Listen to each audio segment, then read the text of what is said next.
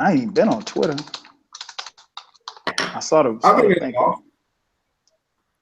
in and off Twitter. What up, everybody? What up? What up? What up? What's up? Thank you again for tuning in once again to the best 2 hours of your sports week. Welcome, welcome, welcome to another edition of Dead End Sports. I'm your host, 12 Kyle. We want to thank you for tuning in as you do each and every week. Sorry we were a little late, but you know, we're here. We're here. Yeah, man. So we're gonna give it to you raw and uncut for the next 2 hours. Thank you for tuning in. Thank you for supporting Dead End Sports as well as in hip hop and Dead End movement. We definitely appreciate the love. Joining me tonight, partners in crime, BZ430. BZ, what up, though? What up? What's going on? What's up? What's up? What's cracking, bro? No, nothing much, man. Up here watching the Maui tournament. Oh, that's what's up. The Maui Invitation tournament on TV. So, you know, college basketball usually be in full swing on Tuesday nights just to kind of hold us over. True. Yeah. Your Spartans got off to a little shaky start the other night. Yeah, man. But they always have tough non-conference schedules, so it's expected. It's expected. That's a great test because by the time Big Ten play starts, they'll start killing it in the conference. Yeah, man. You know what's funny with the Spartans, man? You always every year you think you're gonna count them out, man. But Izzo got the team. Izzo got to get them boys ready by March. He get them ready. Yeah, he get them ready. He get them ready for conference play. So you already know what time it is. Also too. Wait, I'm sorry. Detroit Pistons is moving to downtown, back to the city. You know, I saw your tweet the other day. Yeah, first time the Pistons gonna be back in the city in 40 years. 40 years last time they was at city. They was at Cobo Arena. Wow. For all you old school Detroiters like residents like myself. But yeah, Cobo Hall was the last time. So this is going to be their final season at the Palace Auburn Hills. And I told my dad, I told Glenn, everyone, we are going to the home opener at the new Little Caesars Arena. Like we are going to that home opener. Like we're going. Oh, I'll go. Yeah, man. Yeah, we're going to that home opener, dude. So that's gonna be big. Well, for me it is, but it's still a little bittersweet for the Palace because, you know, at the Palace I was able to witness Isaiah, the Bad Boys, in the NBA Finals when they played Portland. I was at Game 2 when they lost in overtime, and I witnessed Chauncey Billups and Rip when it was Game 4. We won that game, and then they went on ahead and win Game 5 and got the gentleman's sweep against the Lakers in 04. So yeah, I witnessed finals. I witnessed history at the Palace, so it's a little bittersweet, but I'm happy that it's coming back to the city. Plus, you witnessed Ron Artest kicking ass in the stands. Yeah, I wasn't there, but I witnessed it. Yeah, I witnessed it. The balance in the Palace. Also joining us, man, the homie Ken. Ken, what's going on, Playboy? Nothing much, man. Just sitting here working on a space program for Black folks. Hey, you know what, man? That is so I was playing that earlier. Funny you mentioned that. Funny you mentioned that, Ken, because I thought about it Saturday when you said it. And we used to have those discussions, man. We were kids, like, you know, are we going to go out of space or people going to leave us here? Man, it is so funny. It's so funny. Hey, look, we got people out there, you know, hailing Donald Trump like he's freaking Hitler. Oh, my God. So, yeah, we need something. Yeah, we might need to jet up on out of here for real. Man, thanks for tuning in. If you haven't done so already, make sure that you subscribe right here. We bring it to you live each and every Tuesday night, 9 p.m. to 11 p.m. Eastern Standard Time. Like I said, it's B, Ken, and FIFO, we think is on the way. If not, Q will fill in. A lot of sports to talk about. Obviously, we give you the weekly wrap up as far as you know, what happened as far as sports are concerned. So let's start right there, man. B, what stood out to you this past week in the world of sports, whether NFL, NBA, college football? What stood out to you?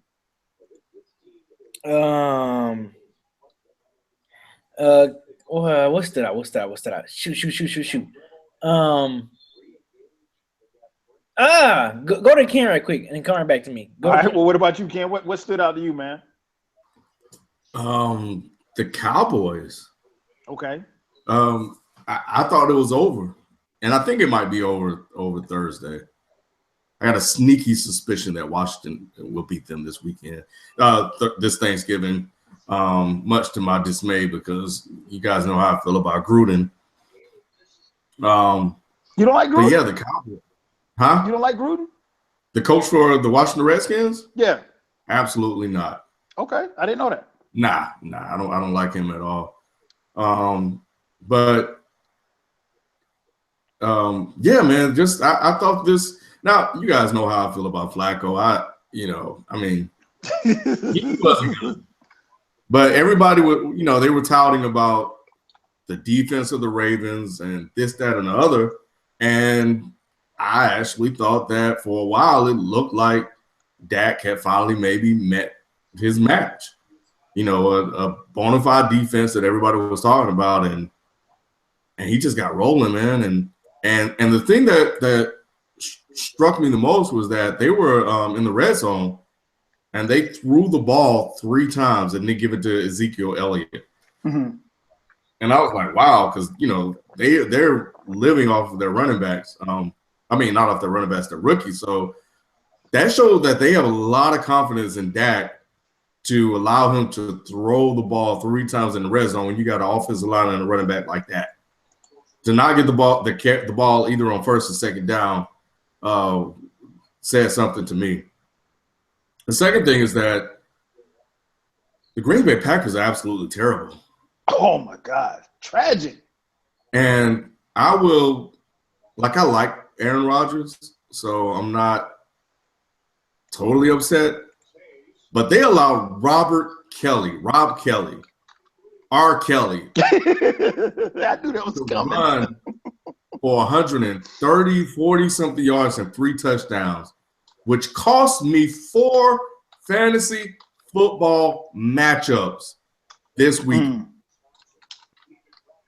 Games that I would have won if that dude didn't put up 31 points. Thanks a lot, Green Bay Packers.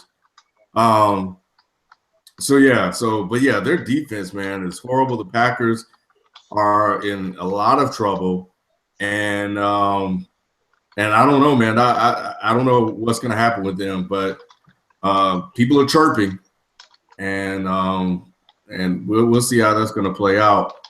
What else? It was something else that caught my eye this weekend. Was it college basketball or was it basketball period? I don't know, man. I'm going to just leave it there for right now. Okay. What about you, B? What stood out for you this past week in football, basketball, or college football? Basketball, Westbrook and Harden are playing like 2 top MVP candidates so far this year. As far as numbers-wise, Westbrook, they not constructing a lot of wins because I think he had a triple-double the other night, but they still lost. But, yeah, James Harden seems comfortable at the PG position. Also, Joel Embiid, that dude is special, dude. Playing the numbers that he's putting up with the minutes he's playing, man, it's really scary, the potential and the upside of this guy, man. If he can start, once he gets comfortable enough and healthy enough to play at, 30, anywhere between 30 35 minutes a game, this guy's gonna be special. We probably could be witnessing, if he stays healthy, witnessing another Hakeem Olajuwon, great in the making. You know what I'm saying? And I really will put him on that pedestal because y'all know how me and Ken feel about Hakeem Olajuwon, and that's like my favorite all-time center. And this dude here is on pace. Well, I ain't gonna say on pace, but like if he stays healthy and moves the footwork that this kid is displaying, yeah, this guy can be special, man. If he's already putting up double-doubles easily, under 18 minutes, add another, 18 minutes to that. What can he do? What damage can he do? So that guy is special, and like I predicted, even though I'm still sticking with my prediction, Russell Westbrook, I'm predicting him to get MVP, but I know you guys said depending on where they fall, in the West. But yeah, him and Harden is nuts, and as much as I love CP3, I'm still not sold on the Clippers. Clippers is playing great ball right now, but we kind of seen this narrative before where Clippers pretty much had a dominating, regular season, and then come playoffs, either they get hit with the injury bug at the wrong time, or they go up against a team that they don't match up with, either in Golden State they get their number or Spurs get their number, even though they beat the Spurs last time, I think,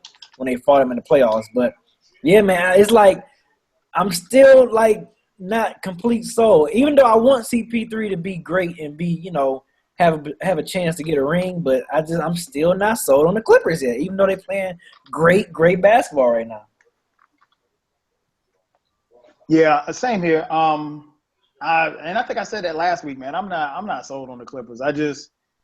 Clippers, man, they gotta show and prove to me, man. I think every year something happens, somebody gets hurt or something like that.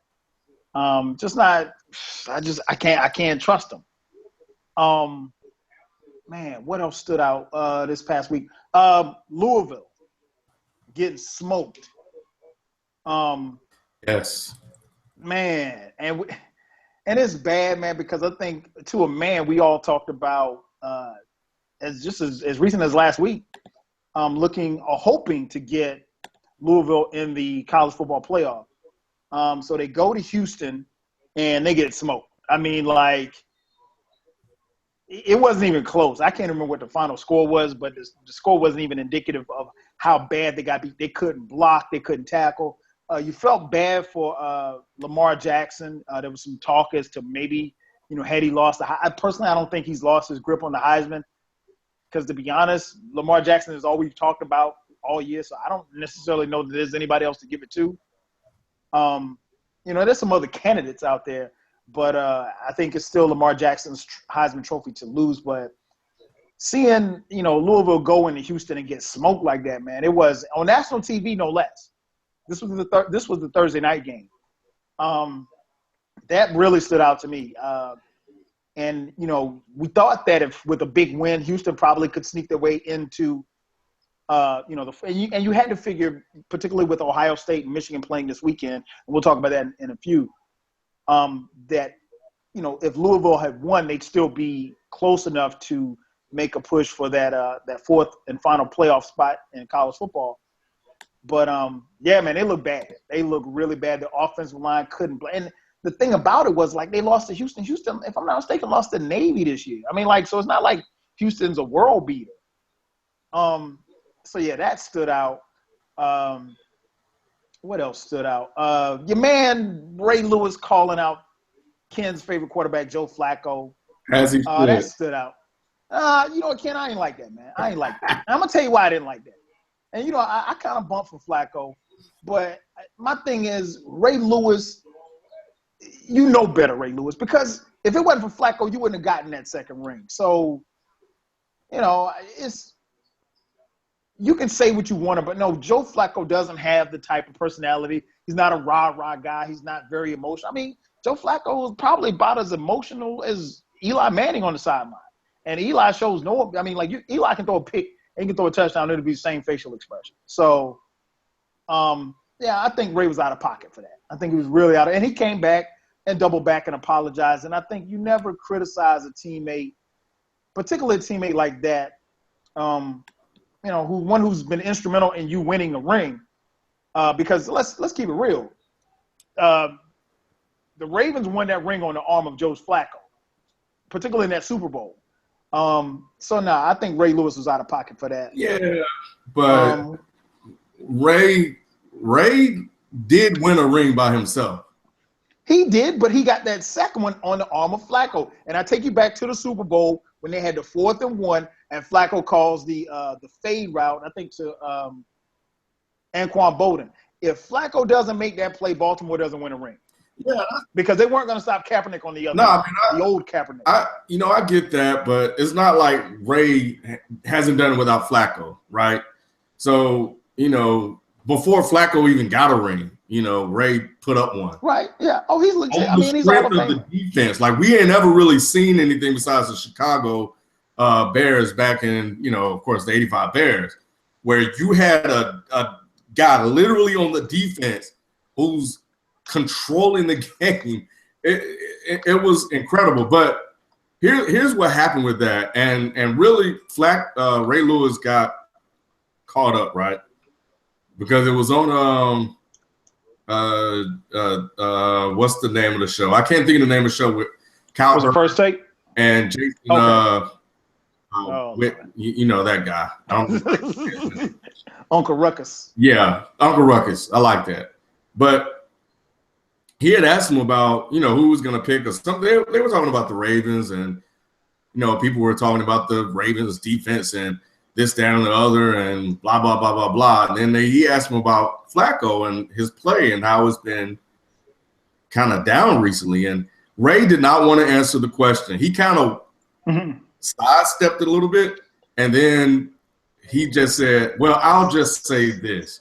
And then that's when he went into saying that Joe Flacco, a guy he played with, so he knows firsthand how he is.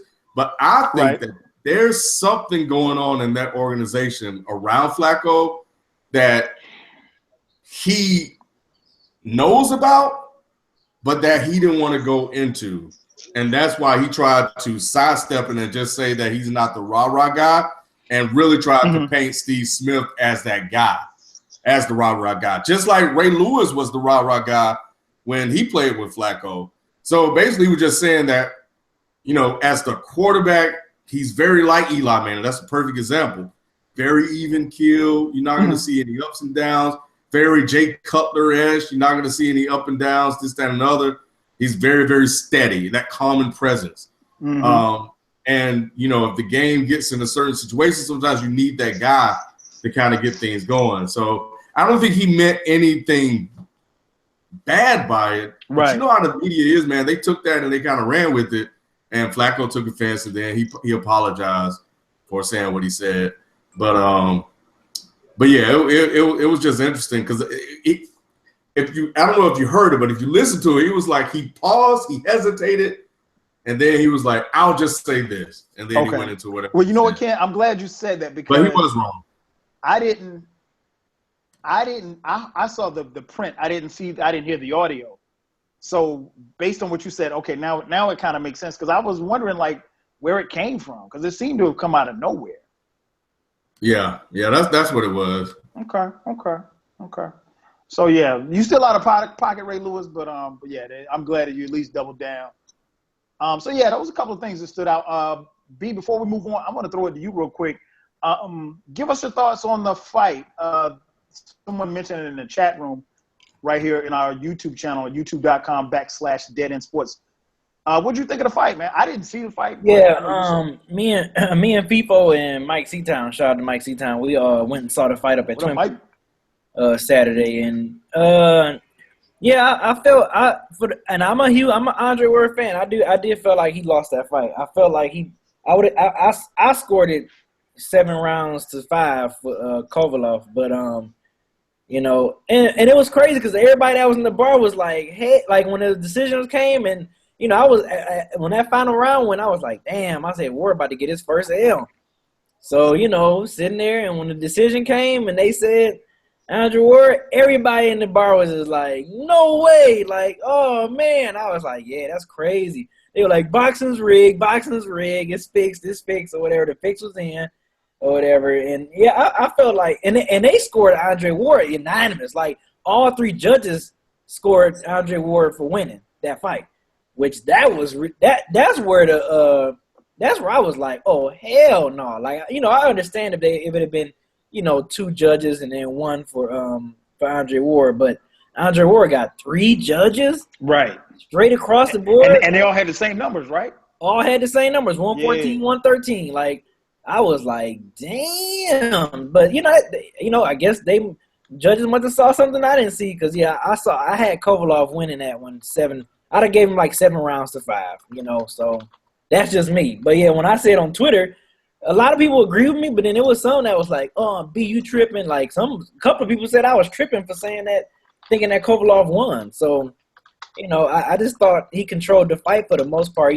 Andre Ward got sneaky in some of those late rounds, and sometimes I don't know if judges they forget those first 5 or 6 rounds and then just remember what he did in the last 5 rounds or something like that. Man, I don't know, but it's like, yeah, I mean, Andre Ward got sneaky. He stayed in game plan. He didn't panic when he got knocked down because he got knocked down for the first time in his career in that second round. Well, I think it was the first round. I think it was either the first round or second round. He got knocked down, put on the canvas by Kovalov, but. Andre Ward gathered himself, and he didn't panic. He didn't do anything crazy. He stuck to the game plan, and I guess that's what the judges admire. I don't know, but from what I saw with my eyes and based on, the hundreds of people that was in the bar too, we all thought that Kovalev won. So, I don't know. Hey, I'm just going by what my eyes saw. And to me, I feel like my eyes didn't lie, and I thought Kovalev won that fight just by edge. He slightly got that fight just by a little bit, not unanimously, but I would be okay if it had been 2 judges out of the 3 that scored Kovalev win that fight. No doubt. So yeah, man. So hopefully, I like I said, I didn't see the fight, but I know a lot of people were talking like they would like to see it happen again. Yeah, and I'm surprised no one I'm surprised Undisputed or First Take, and none of them haven't even addressed it yet. I'm surprised. I think part of it was because it was on a Saturday, and Saturday.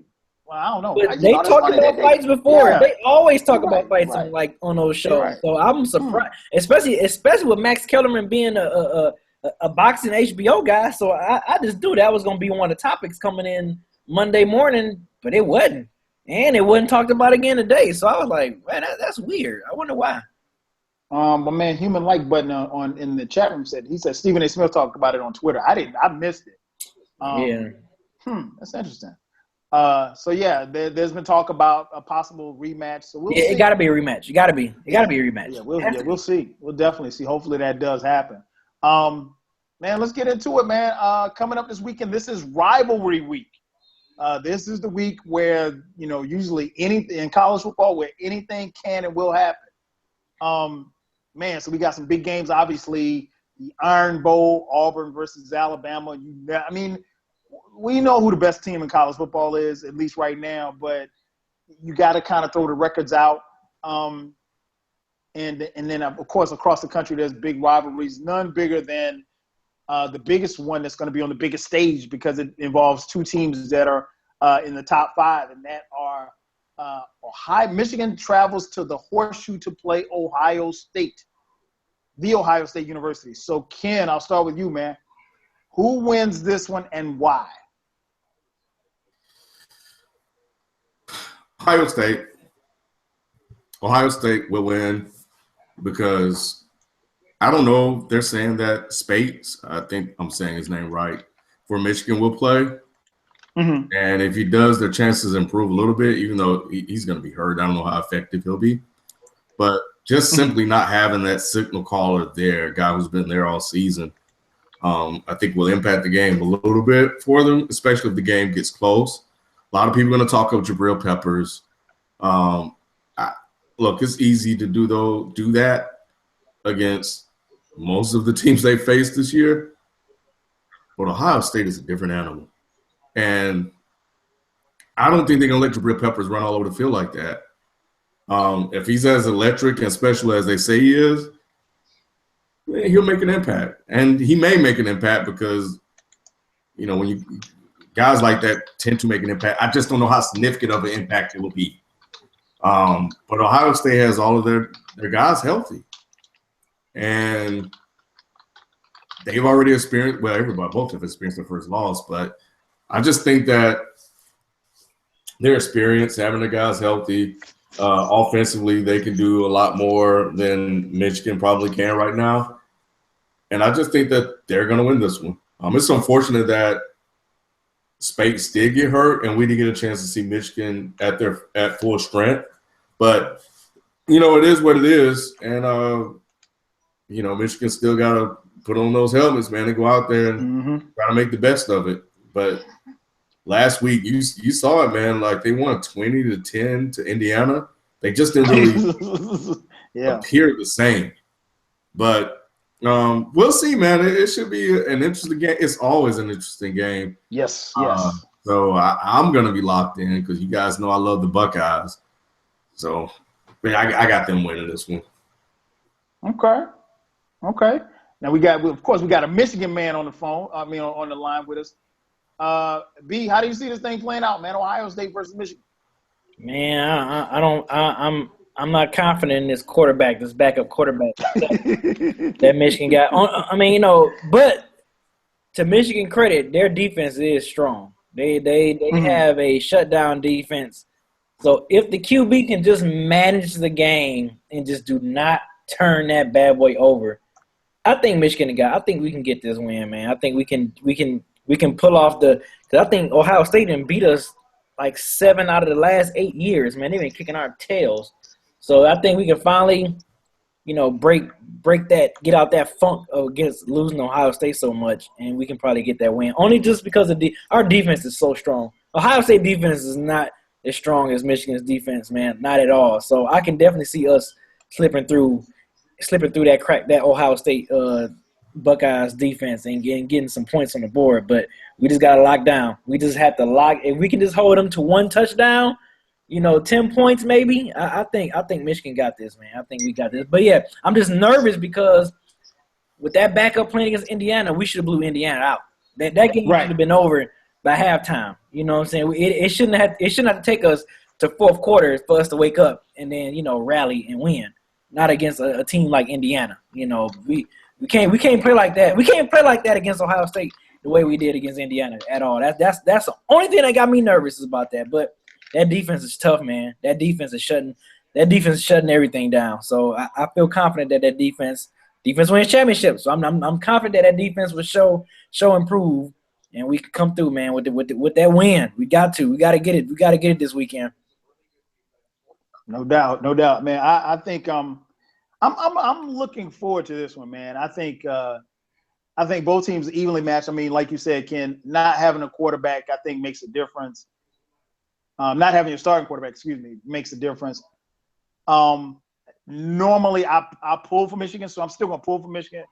My dad went to Ohio State, so he hates Michigan. So I like being able to kind of rub it in on him when Michigan beats Ohio State. So I've been warning them all year that Michigan's gonna get in that ass this year. So I know my dad he's watching it. I know he's probably talking trash right now. So but yeah, man, I think if I look at it deeply, I think Ohio State probably wins, but I think it's gonna be a close game. But I'm rooting for Michigan. I always root for Michigan. I never root for Ohio State. I don't really have a dog in the fight either way, but I think both of these defense and both teams look, like you said, B, both teams look kind of shaky. I saw a little bit of both games. Ohio State struggled at times on Saturday. And I know part of it was the weather and everything, but still, they really should have just run roughshod over them. And it seemed like it took them forever to get over the hump as far as to finish the game. But Michigan haven't lost to Iowa. They obviously can't afford to lose right now. Well, neither team can afford to lose because if you lose, you're done as far as the playoffs are concerned. One team is going to bump up into the. Maybe we don't know, man. The way this damn.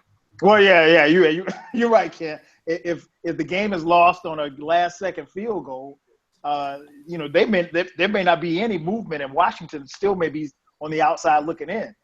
So, man, we'll see, man. I'm interested and very intrigued and ready to see this game. This game usually has a lot of star power. You got Jabrill Peppers as far as being probably the biggest star in the game, but I think this is going to be a slugfest, man. I mean, and then too, another thing that you have to consider too as well with this game is recruiting. This goes a long way as far as recruiting, and to be honest, the fan bases of both schools hate each other. I mean, we know Auburn and Alabama hate each other. This is because, like I said, this is rivalry week. So in most states, you'll have the state schools that if they're two major colleges in those states, like here in Georgia, we got Georgia Tech, which nobody will be watching, but that's another story for another day. But, so I know we got Miami, Florida, Florida State, Clemson, South Carolina, those type of rivalries. And that's good. And I think it's great for college football. But, yeah, I think Ohio State's going to win, but I'm pulling for Michigan. So hopefully it'll be a great game. Joining us, man. Sorry, go ahead, Ken. No, go ahead and introduce Q, and let me ask y'all a question. Joining us tonight is the sixth man, our homie Q. Q, what up? Yo, can you hear me? Yeah, we got you loud and clear. What up, Playboy, Q? what's going on? Cooling, man. Just got in, talk about some sports. Okay. Yeah, we just what'd you want to throw to us, Ken? Is Jabrill Peppers really that good? Or is he overhyped? As a Michigan fan, it hurts me to say that he's a little overhyped. That's just me. But, You think so? Yeah. You know what? I think he's gonna go down as a great college player, but I don't know if he's gonna make that transition into the NFL really well. I could be wrong. This is just pure, just what I've seen and what I'm expecting. How I think ceiling what his game is gonna be, and I just don't. I think he might get to the NFL, and then we probably won't hear from him after season 2 or something. That'll be it. Yeah, I think he's good. How good, I'm not sure, but I'll put it like this. Games like what we're going to see on Saturday separate. So, even if, like, let's say if he's let's say he's second as far as Heisman running, if he had a game and put up a game like the kind of game Charles Woodson did, because the Ohio State game sealed, I think, the Heisman Trophy for Charles Woodson. And Desmond Howard. Yeah. Yeah, exactly. Oh, yep. Des was incredible against Ohio State. And that's how Charles Woodson beat out Peyton Manning for the Heisman. So, big time players step up in big time games. So, I mean, yeah, but see, I remember, I remember Desmond Howard. I remember, Charles Woodson. Like, you could see the impact that they've had on the game. Like, present. I just don't. Peppers don't have that. Real, man. You don't have that. Yeah, that's a good point, Ken. And I think that's part of the reason why we feel like Lamar Jackson has kind of run away with the Heisman is because, to win the Heisman, you got to have that signature moment or that signature game. And we haven't really seen it from Peppers or anybody else for that matter. We thought we'd see it from Deshaun Watson, but, I mean, he struggled most of the season by his standard. Q, what do you think? I think Jabrill Peppers, to be honest, he's a good college player. He's not going to translate to being a star in the NFL. If it does, it's going to be strictly about hard work and dedication. I think he's undersized at his position. I don't think there's not really much of room for him there, and I don't think he's a better college player than Michael Sam was. To be honest with you, Michael Sam's not even in the NFL. Wow. He's like, before people would jump on me, we're giving Lamar Jackson like Heisman consideration, and I don't think he'll be good in the NFL. So Jabrill Peppers definitely won't be good in the NFL to me. And in terms of being like that guy, he could be like a third rotation type of dude, but I don't think he has like immediate impact. He's not a Khalil Mack.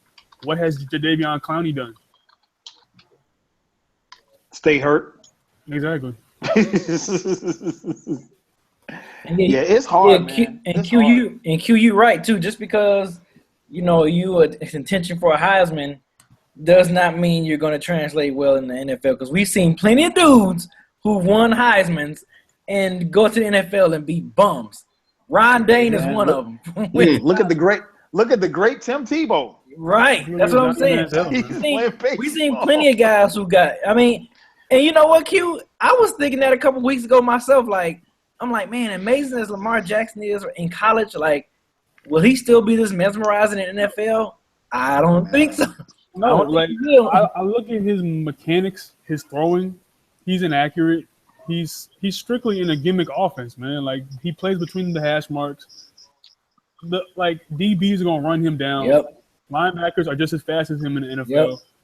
And his throwing is not that great. So I look at him as like a better Manziel in college, but he's not going to go into the NFL and become like, Mariota. And Mariota is not even that amazing, but he's still doing better than what people projected him to be. Yeah. It's hard, man. It's hard when you get to that next level and to take because everybody's game doesn't necessarily translate to the pros. Sometimes, to be honest, it's just like high school. Some high school players are as good as they're going to be in high school. And when they get to college, they're these, 5-star recruits that never make it out or never pan out in college. Same goes for the pros. I mean, you have to have it. Sometimes it's your teams that you're with. Sometimes it's the system. It could be any number of things. So we'll see, man. We'll definitely see. I never really thought about Peppers like that, but we'll see. We will definitely see. The other big news coming out of college football Sunday. Well, actually, let's backtrack to Saturday. Saturday, the University of Texas football Longhorns lost to the University of Kansas. I think it's the first time they lost since like 1938. Now, in fairness, they haven't played Texas all over all these years, but Kansas, beats Texas at home in Lawrence, and it kind of looked like the end for Charlie Strong. There was a meeting held on Sunday, possibly about the possibility of firing Charlie Strong. And then the University of Texas kind of doubled back, and now there are rumors saying that if Charlie Strong wins, they came out with a statement late Sunday night saying that he hadn't been fired, that his job would be evaluated at the end of the season, which their season ends on Friday after they play TCU. And Charlie Strong basically said the same thing in a press conference yesterday. So my question is, and I'll start with you first, Q, man. What do you make of this? And do you think that two questions. Do you think that he will get fired? Do you think he deserves to get fired? Man, this is like a tricky situation because Texas is not like, they're not horrendous or like they're an embarrassment, but they're not good either. They're just really stuck at being a mediocre college football team.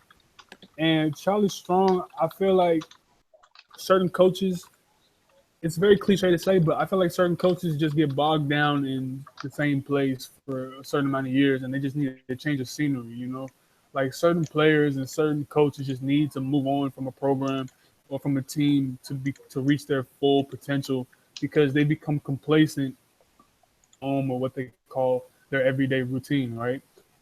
And I think Charlie Strong I'm not going to say he's lost that locker room, but I just feel like his program doesn't resonate with the players at Texas, and it's not really translating into wins. And it's not what the alumni want to see. It's not what the University of Texas wants to see, because they went from being like Vince Young going to bowls and all this stuff to being, an afterthought. And Texas is supposed to be the football capital of America. It's Cowboys. You got Texas, but now Texas isn't even in the conversation for being in bowls or anything. So does he deserve to get fired?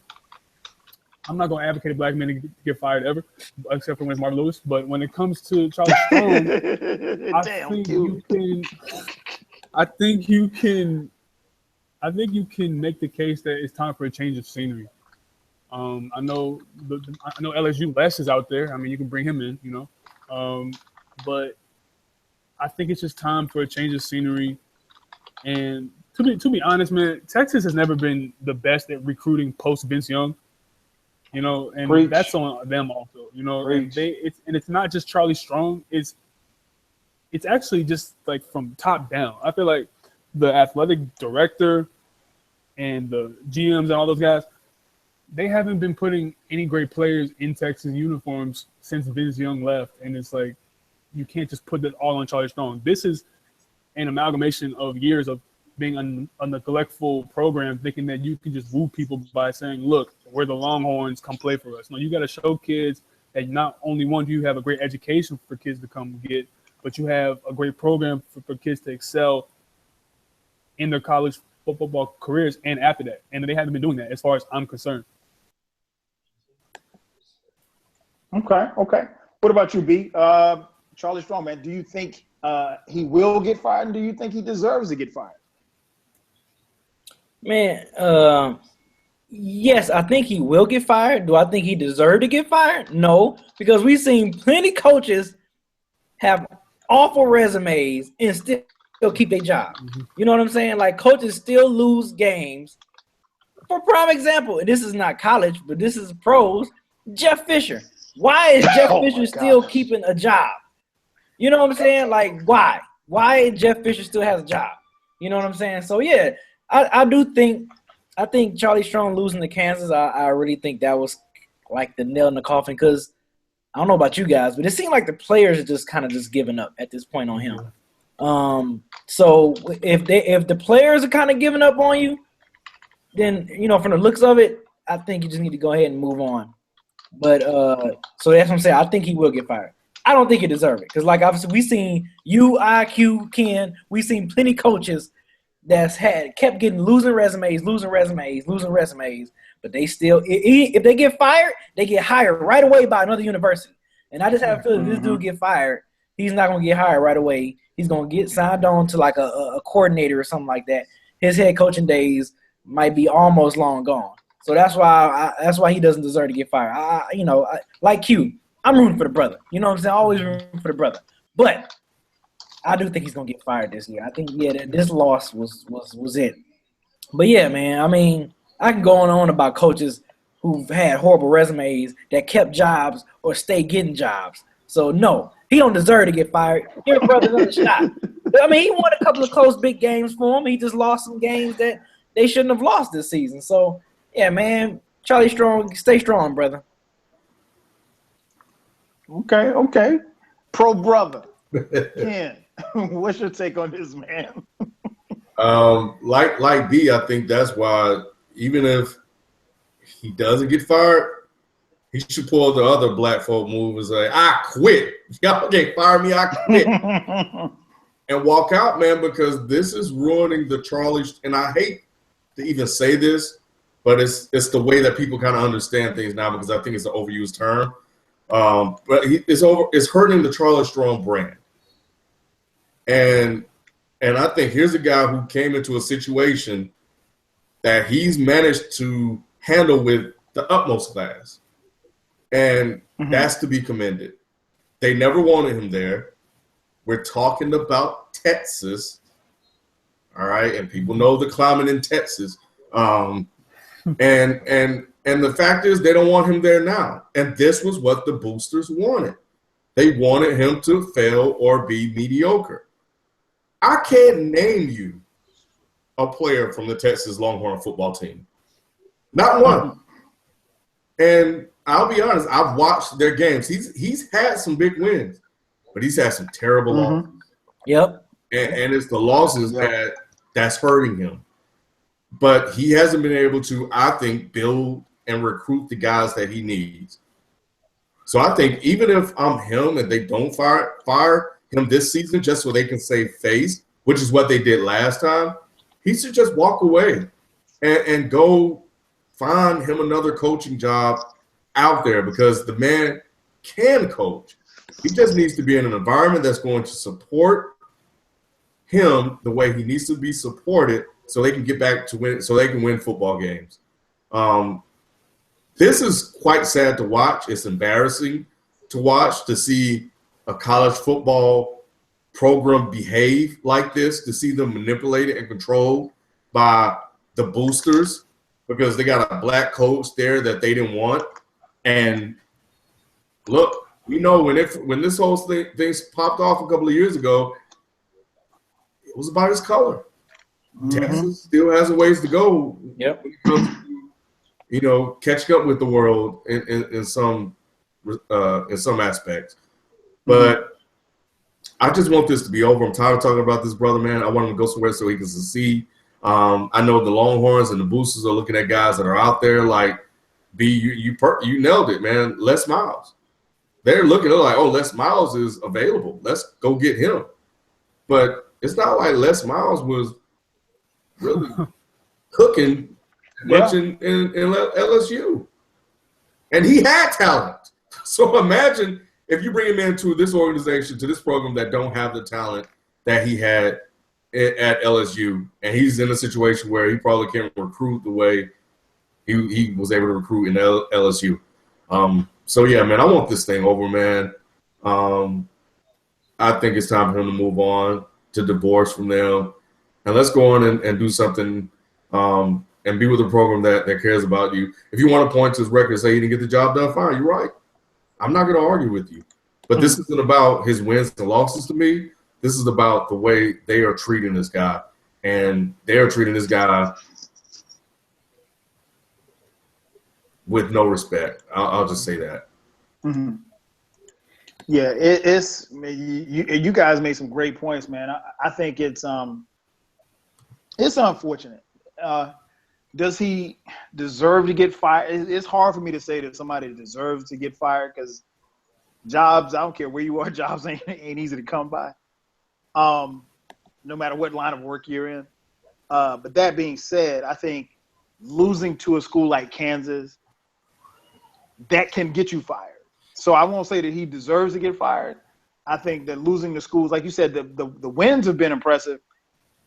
Ken, man, I find myself almost every Saturday. If Texas is on, I'm watching. And I've watched their team. I mean, it's they have some talent there. It's not like but I think part of the problem, and you see this happen in a lot of colleges, where the boosters and the alumni think that the program is a lot better than what it really is. And I can't remember who said it, but we haven't. I mean, what has Texas done since? Feel better about your cereal. Okay. What has Texas done since Vince Young left? Shout out to my homie Lane Green, and Lane hit us up on Twitter. He tweeted it. He said Max Brown last 3 seasons, 25 and 14, and he finished in the top 25 twice. That wasn't good enough for him. He said, I'm not sure how Charlie Strong survives. Shout out to Lane, who writes for Basketball Insiders. I mean, that's a great point by Lane. I'm at this point, them beating TCU, I don't think is going to help him. Now, the good thing that Charlie Strong has going for himself is that he has a $10 million payout, a buyout. So, I mean, if you're going to fire me and tell me and give me $10 million to kick rocks, you know, I can live with that. I could pack up my little bit of mess in my office and leave and take my $10 million. You know, straight cash, homie, straight cash. Shout out to whoever negotiated that contract.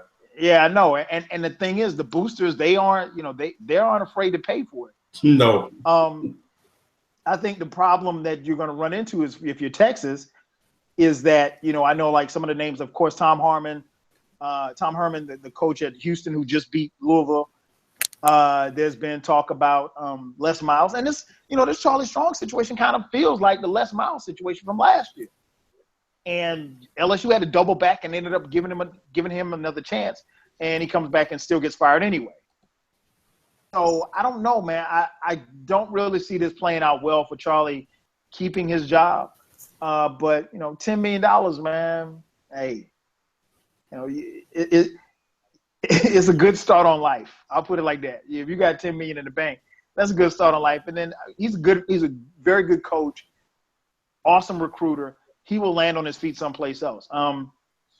It's unfortunate. I just don't think Texas is as good as they think they are. And whoever is considering taking this job, consider the fact that you're going to be held to the same regards. Or maybe not the same, because most coaches get at least 4 or 5 years. I think Charlie's been there 3 years. So, you know, he hasn't gotten the same opportunity as others. I think we'd be foolish to say that race isn't a factor. But you know, when you lose to Kansas, I don't care what color you are, that the alumni are not going to stand for that. It's just not going to happen. So I wish them well, man. I think we'll find out something over the weekend. So, like I said, if they finish up the season against TCU, if they win, if I'm not mistaken, they become bowl eligible. So, I don't know. Again, I don't know if that necessarily helps, because I think the alumni feel like Texas should be in the hunt for national championship, and they're clearly not. So let's move on to the NFL. Q, my man, Tony Romo last week held a press conference, and it was unlike any other press conference that we've seen.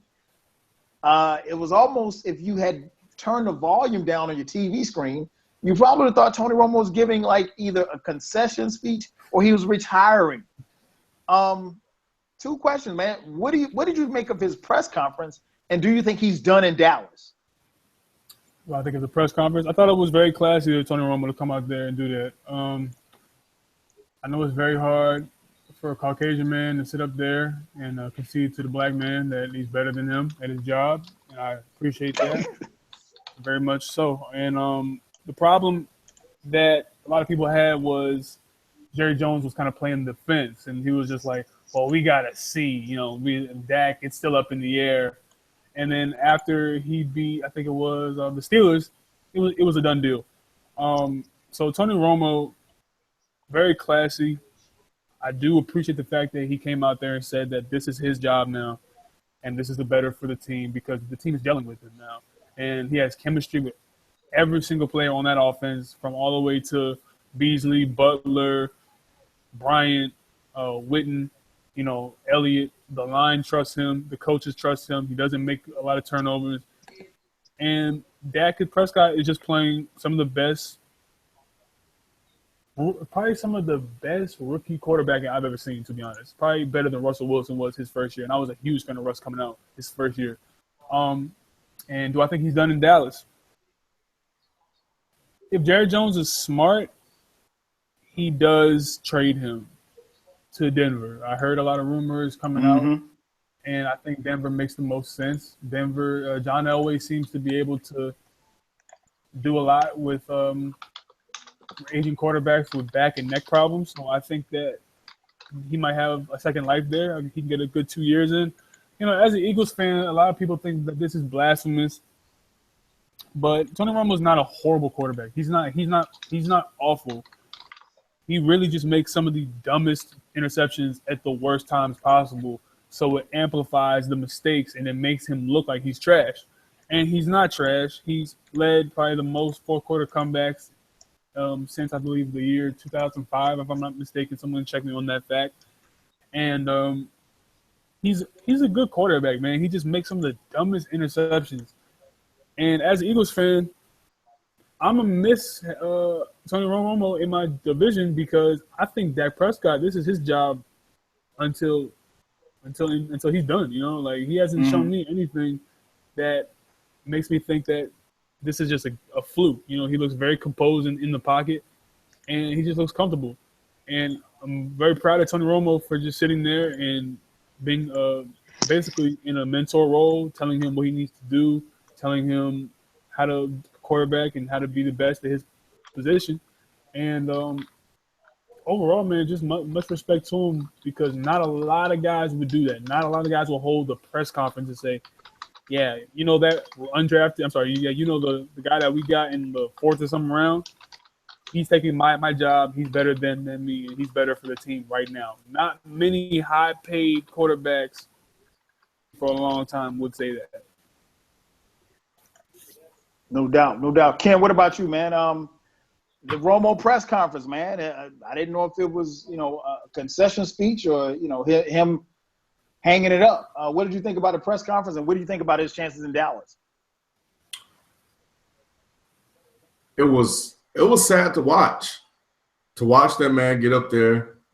He had the little Kobe smack going on. Y'all remember when Kobe had to get that speech with his wife beside him?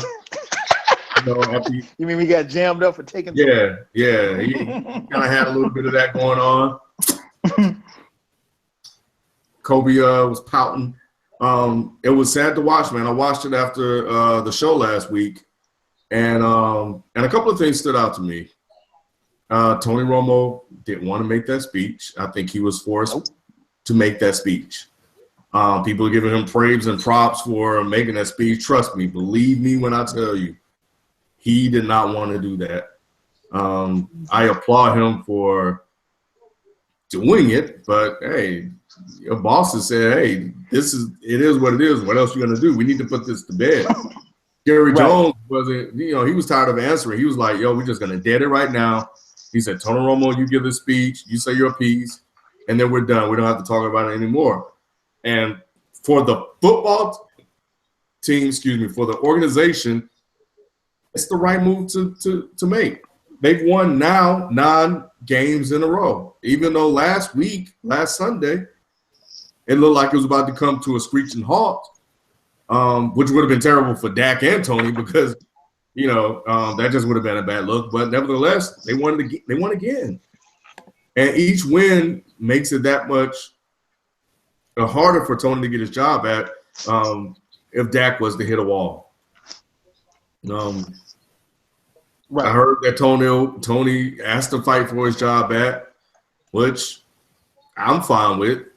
I don't know many men who would just sit back and let somebody come take their gig. Like, if that was me, I'm going to fight for my job back too. But the situation is the situation. And he got to ride it out. And if they go win the Super Bowl, hey, you got a Super Bowl. It's not by your hands, but you got one. And you have a pretty nice, decent career. to probably go in the Hall of Fame, you know. But he did not want to make that speech at all. I thought he was going to cry. He looked incredibly sad, frustrated, disappointed, defeated. Mm-hmm. And it had to have been tough for him. I don't know how he held back the tears. I would have been up there crying.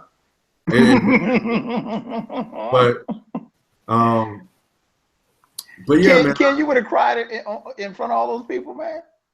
I think Tony cried before. Was that T.O. cried for him? No, that was T.O. crying for Tony. T.O. cried for him. Man. Hey, man, I would have been up there with him. That's my point. How to get away with murder cry snot bubble. Oh, man. You making me go up there and say, I'm going to have to give my job over to this guy. But yeah, man, he didn't want to make that speech. They just did that so they can put this thing behind them and move forward and focus on getting to the postseason and winning in the postseason.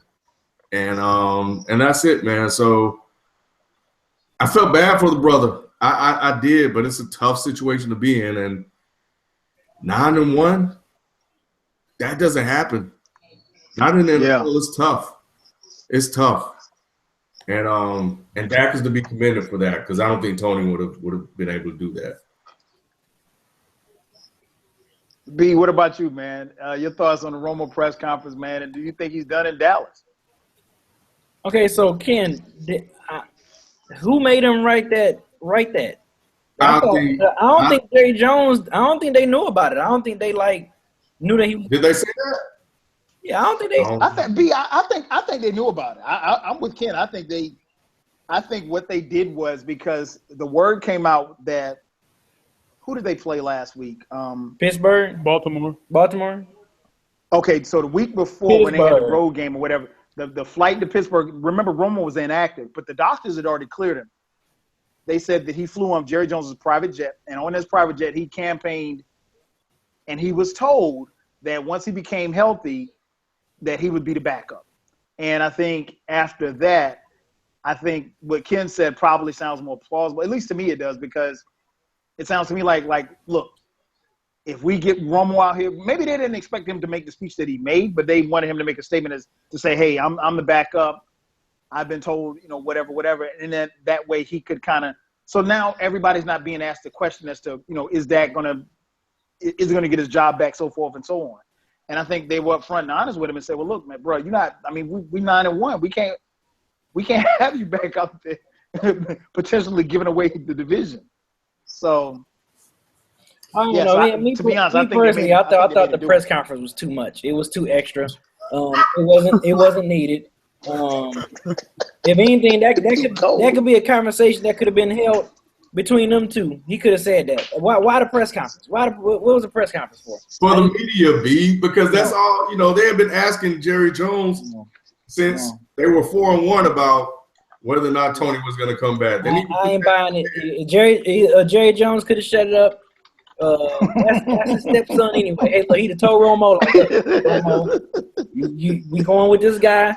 Romo didn't have to go with the whole singing dance, all the emotional press conference. That wasn't even called for. I'm not buying it. I'm not buying it. You could have had that conversation with Prescott and be like, yo, I got your back, whatever. The same stuff he said, he could have said to Dak Prescott, and then let Jerry Jones handle the media. Let the players worry about playing. Jerry Jones handle the media. Then they could have stopped asking the questions. That whole drawn out that press conference, that I was just looking at that like, get out of here. I wasn't buying it. Call me cold-hearted if you want to. I wasn't buying it. Man, they would have been asking you about the situation, though. So now that he did the press conference, he don't have to talk about it anymore. No, man. That wasn't called for. It was too much. It was too extra. You're right. He was doing the Kobe smack and all this. It was just so much. It was just too much. It was too much, man. I just wasn't buying that, man. I was like, I was like, man, you better take your $120 million. You dating the owner's daughter, you good, man. He gonna make sure you straight. You good, stepson Romo. I don't think they're trading him. He'll be back. Yeah, he'll be back. I think Jerry Jones ain't trading away his stepson. His son-in-law. Yeah, he's good. He's straight.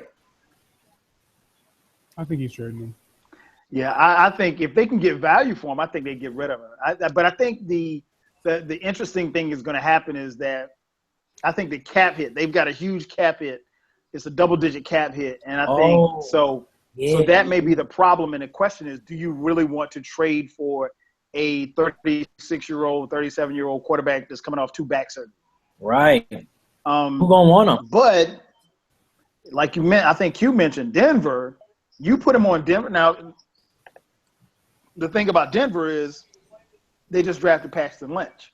So maybe if you want Paxton Lynch to sit for a while, unless you figure that Paxton Lynch and Trevor Siemian are the key. But I tell you what, you put a healthy Romo on this Denver team right now, this year, hey, I'd pick them to win it all. I'd pick them to come out of the AFC. Because I think one of the Denver's biggest issues is the quarterback play or the lack thereof. As for the press conference, I didn't have a problem with it, but it's funny. I laughed at B because I heard a lot of people say that Romo was real extra with it and so forth and so on. Yeah. I didn't personally have a problem with it. I found myself, as much as I hate the Cowboys, I actually found myself in a discussion / argument making a case for starting Romo over Prescott. Is he done in Dallas? It's hard to say because it depends on if Jerry wants to take that salary cap hit. I tell you what, Tony Romo's a lot better than me because I would have been an asshole about it. I'd have been like, man, I can't believe y'all giving this young buck, this young whippersnapper. I'd brought out all the old man stuff. I ain't helping him do nothing. I'd be over there hating. I'd be sabotaging plays. I'd just be straight hating every chance I get. You let this little lone punk take my job. I got more playoff wins than him. I'd be hating every turn I could, until they just got rid of me. But Tony Romo's got class, and I probably don't. So, we'll see how it plays out, man. I mean, there's some experts out there that think that Tony Romo still will see the field at some point in time this remainder of the season into the postseason. Other than Dak getting injured, I don't know how that's going to happen, but we'll see. Let's move on to another NFC East team. The Giants. Ken, how good are the Giants?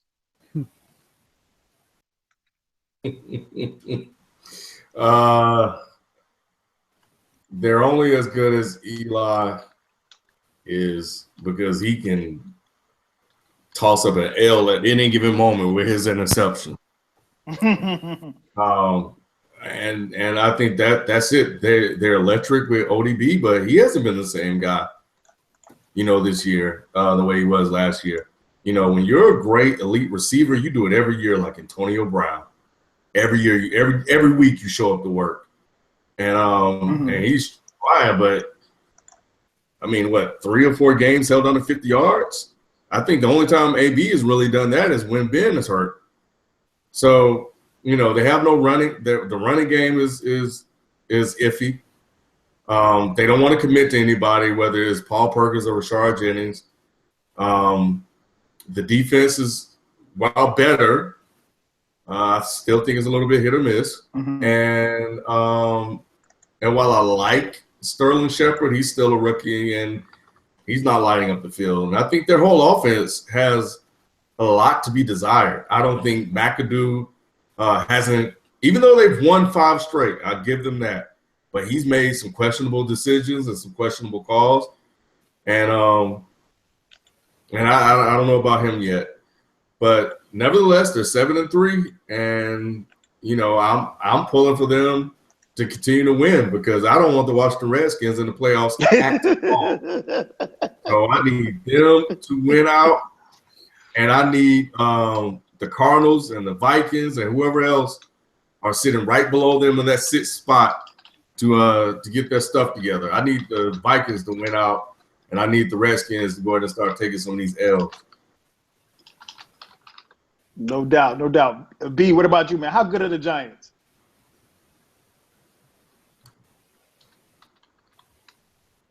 B. You muted, son. I think he's got his mic on mute. Can you hear me? Yeah. Yeah, we got you. Yeah, how good are the Giants? I think I'm sticking with my guns because I think when we had our NFL preview season, I had them winning the division. And I think you did. I think I did. Yeah, I think you did. I did. Yeah, we both did. Yeah, so I'm sticking. You know what? it's a lot of foot. Remember when we were saying all these early predictions in week 4 and 3 and all that stuff? And I'm like, look, it's gonna be a team that's gonna get rolling at the right time in that mid-November, early December, heading into the playoffs. And I think Giants might be that team. It seemed like their defense is starting to gel at the right time because they defense very suspect in the beginning of the season. The month of September, their defense looked very suspect. So, and I was questioning me picking them. And I remember because I was questioning me picking them to win that division. I'm like, man, I don't know, man. They look very suspect. But now they starting to click at the right time. And, like to Ken's point, too, they go as far as long as Eli don't start getting the 4 interceptions a game, Eli, I think Giants will be okay, man. It seemed like they starting to roll at the right time, man. And even though they 2-3 games behind Dallas right now for the NFC East, but you know what? I think the Giants can be one of them teams, them sneaky teams where you don't want to see them come wild card. You know what I'm saying? Like if they get in, I can see them being like that 9-7 or that 10-16 that you do not want to see, in the playoffs. That can just mess around and turn the tables and make a run at this thing. So hey, look, Giants are sneaky good. They're sneaky good. We still got a month left of football, but they're sneaky good. Okay.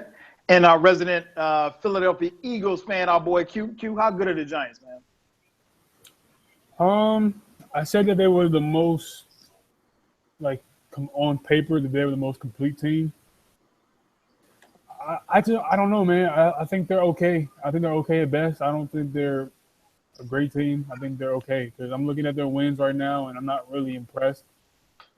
The Bears 16-22, Bengals won by a point. Eagles, we almost won, but Jordan Matthews can't catch.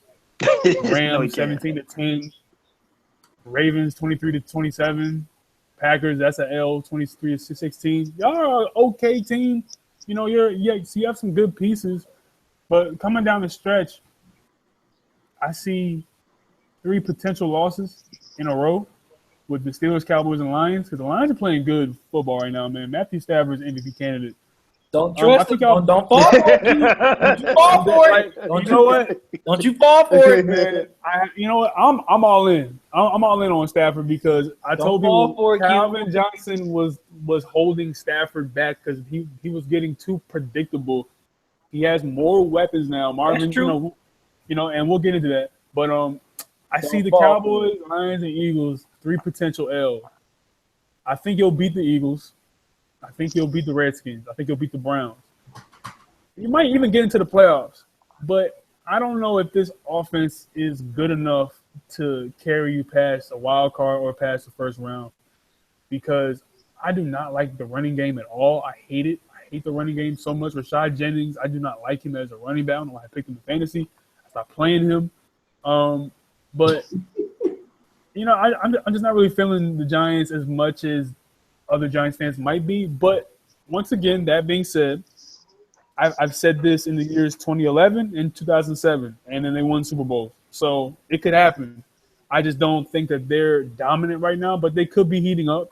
But barely beating the Bears and Jay Cutler had to leave the game, that's not a good sign for me. Yeah, he may be out for the season. Yeah. Okay. I think the Giants, like B, I picked them to win the division. And it's me not being biased. I think the Giants, if they can get some semblance of a running game, I think they can go on a run. Teams that normally play well late November into December into January, those are the teams that usually get hot. Those are the teams that usually sometimes end up being wild cards, but those are the teams that usually go on a run and into the Super Bowl. Much like Kim, man. And I love Eli Manning, man. But Eli can throw you in, he can throw you out. I think the thing is that they have to get a running game so that you're not asking Eli to have 40 pass attempts. If he has 40 pass attempts in a game, odds are likely that at least 3 of them going back the other way, and 1 might go for a pick 6. So I think if they can, control the ball, keep the possessions down. Defensively, I think they're right there. Landon Collins has like 4 interceptions the last 4 weeks. He's amazing. Yeah, it's incredible considering the fact he couldn't catch a cold before. So, man, I think the Giants are right there. But as well as Dallas has played, I don't think the Giants are far behind. And looking at what we saw last night or Sunday night with the Redskins, I don't think the Redskins are. And I gotta, kind of come back on my words a little bit on Kirk Cousins, because I told y'all at the beginning I thought Kirk Cousins sucked. And Kirk Cousins quietly out here balling. I mean, he's been impressive, and I gotta, tip my hat to him. And I thought he was garbage. He's probably not great. He's decent, and he's got that team playing well. And offensively, if they can run the ball, Washington, fellas, we could see a situation where 3 of the teams from the NFC East get into the playoffs. That's unreal. Sorry, Q. But I don't think the Eagles are going to make it. No, it's fine. I told you we weren't going to make it. But it's I think the Giants, if they can get a running game going, man, watch out. Watch out. They could be one of the teams to be coming down the stretch. Let's move on. We mentioned him a little earlier, man. As far as the Cincinnati Bengals, we got word that AJ Green tore his hamstring. He's going to be out for a few games at the very least. Giovanni Bernard, running back, tore his ACL. B, is Marvin Lewis in trouble? Yeah. He's in trouble as far as, him possibly making a run trying to get to that wild card playoff spot. But it seems like, hey, look, we've been saying he's been in trouble for the last 5 seasons, and he always come back and be the Cincinnati coach. So, look, if other coaches who had worse records and still keeping jobs, what's wrong with Marvin Lewis keeping a job? Because guess what? Before he got there, Cincinnati was a joke. Cincinnati was the laughingstock of the NFL. And now he made that team pretty much a playoff team damn near every single season. And if not a playoff team, they contending for a playoff spot. They're not a joke. So, you know what? Yeah, he's in trouble as far as him making the playoffs because he don't have his, he don't got his superstar in AJ Green. But as far as his job, I think he should be okay. I don't know. He should have 1 million lives because we see other coaches out here with 1 million lives. So why not Marvin Lewis? And who you gonna get if you fire him? And then if you fire him and then they go back to being a joke, then that makes Marvin Lewis look good. So I'm all for the brother looking good. But yeah, he should. To answer your question though, he should worry about making the playoffs because yeah, you got your third down slot running back guy that's out, and you got your go-to guy, your superstar, AJ Green. So we gonna see what Ken Boy Dalton is made of.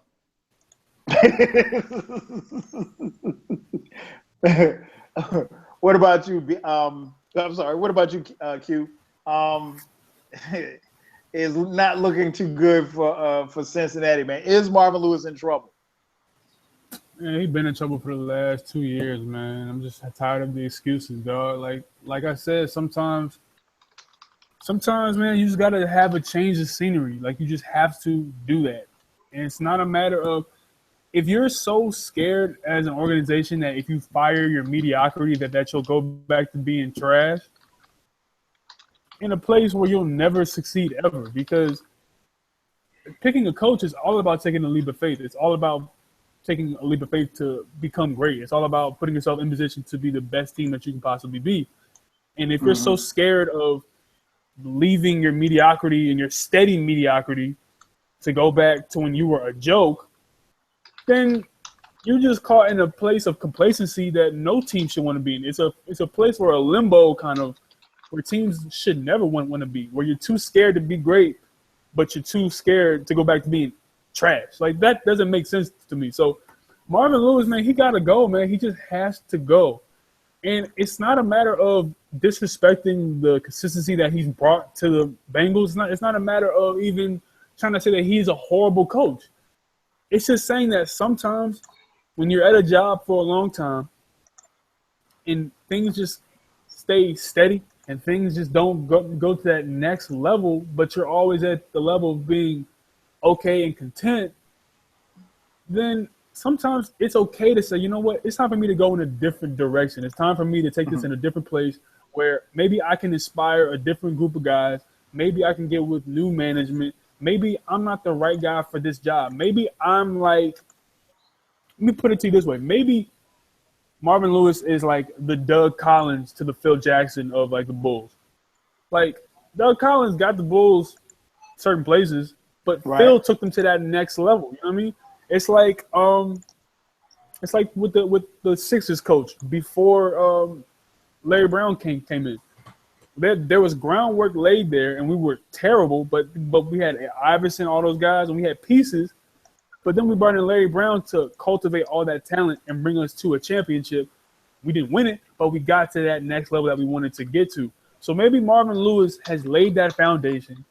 Maybe he has been the steady workhorse that they needed to learn how to at least be competitive. And now they need to bring in that heavy hitter who can say, I know how to win in the NFL. Maybe Tom Coughlin comes back, you know. Maybe he can help him out, you know. Maybe Bill Cowher comes out of retirement, you know what I mean? Like just throwing anything out there. You can find another coach. It's not like Marvin Lewis is the only coach, and a team will definitely pick him up. The Miami Dolphins need a coach badly. They need a coach badly. The Tampa Bay Buccaneers, I would love to see Marvin Lewis coach Jameis in them. I would love that, but it's just not the right situation for him in Cincinnati anymore, man. They've hit a wall. They've hit a wall where they have just become the perennial first round out. They've become the Toronto Raptors of the NFL. Damn. I think you're right. Ken, what about you, man? Your thoughts on Marvin Lewis, man? Is he in trouble? Man, I'm so sick of y'all, man. With y'all arguments trying to get this brother up out of Cincinnati, man. Like, and the thing that you feel me, don't you, Ken? You feel me? Yeah, man, it's so freaking ridiculous, man. Like to hear Stephen A. Smith just bellow out over and over again. You haven't won a playoff game. You haven't won a playoff game. That's the weakest argument I've ever heard. Like, at least he got to the playoffs. When was the last? You look at plenty of other organizations that can't even make the playoffs. You know, and that has to stand for something. Who knows? It just may click at that moment. I remember when Pete Carroll was mediocre when he came in. Now look at what he's doing. You know, I remember when Bill Belichick was mediocre. Right, exactly. Sometimes, you may just have that season. He's had some tough luck go against him lately. And, some people are looking at that as an excuse. I'm looking at it as it's the reality. When you don't have a guy like A.J. Green, when you lose Andy Dalton and you still manage to somehow get to the playoffs with the backup, you can be – and going back to what you're saying, Q, yeah, you can get rid of Doug Collins and get Phil Jackson, or you can get rid of Monty Williams and then go back to not even making the playoffs. Monty Williams, who had that organization heading in the right direction, and decide, oh, let's get rid of him and go in another direction because they wanted to try to be the Golden State Warriors, which worked out for them. Or you can be, to take another example, you can be like we saw what happened when, they got rid of Tony Dungy and they brought in Gruden. Yeah, they got a Super Bowl, but, what else? They've been trying to get back ever since. Yeah. But man, you have to understand that coming up this January, it will be 14 years and he hasn't won a playoff game. That's not. I don't understand that argument against him. All right, so let me tell you the argument then. The argument is that, Ken, if you work at a job for 14 years and you bring in the same mediocre numbers over and over and over again, but you're just like, well, at least the company's staying afloat, right? People are gonna be like, nah, dude, we need you to bring more than just staying afloat. You know what I mean? We can't just be complacent in mediocrity. It's 14 years this January. He hasn't won a playoff game. What were you doing before I got there? I know, so you've been okay. So what if he one playoff game? Then y'all will be talking about he's only won one game in the last 14 years, or he's only won 2 games. It's never enough. And I think That's the issue that I have with it. He can be 4 and I can't even do the math. That damn 4-9, whatever. And people it still won't be enough. That's the point that I'm talking about. They hold on to that, but that number, as long as it's a losing record, can be any reason to get rid of him. And that's why I'm like, if the dude's not winning games and not making it to the playoffs, get rid of him. If he's Jeff Fisher, which everybody's pointing at, right? And I don't even hear the issue. I'm okay with Jeff Fisher. I'm just saying, like, if he was Jeff Fisher and he's not getting there, that's one thing. You can have a case. But your case against Marvin Lewis is the fact that he can't win a playoff game? How many the Cowboys can't even make the playoffs? Well, Ken, you're having this barometer of success that is not leviable to every single team in the NFL. If you're the Atlanta Falcons and you've consistently always been just a mediocre team, then of course just making the playoffs is going to be good for you. If you're the New England Patriots, just making the playoffs is not good for you. You know what I mean? If you're the Pittsburgh Steelers, just making the playoffs is not good for you. You are trying to contend for championships if you're those two teams. So when you go to the Cincinnati Bengals, you see an example of a team that has been consistent in losing every single first round, and they've never won a playoff game. They played against rookie Mark Sanchez and lost. They played against a one-leg Ben Roethlisberger and lost. They played against what's his name? Damn near the backup when Brady went out that one year. They played against weak competition in the playoffs and they lost. And they played against good ones too. They've even played against Texans quarterbacks. They played against Matt Schaub and they lost. So at a certain point, it can't just be what are other teams doing? It has to be, we've reached this level. We can go higher. Why are we still staying here? It's been 14 years, dog. You know good and damn well the Bengals are not going higher than where they are right now. They can. They really can. They have all the talent in the world on that team. I'm sure Hugh Jackson is happy he left right now. Well, to be honest, they should have promoted Hugh Jackson because he knows what he's doing. He's just on a bad team. The Cleveland Browns are horrendous, but the Bengals, they have probably – if he was such a great coach, he would at least have them one victory. I bet you Marvin Lewis would have some W's over there. I highly doubt that. But here's my thing, and I think that Marvin Lewis' job is in jeopardy because everybody is now finally caught up to this argument about Marvin Lewis should be fired because he hasn't won a playoff victory.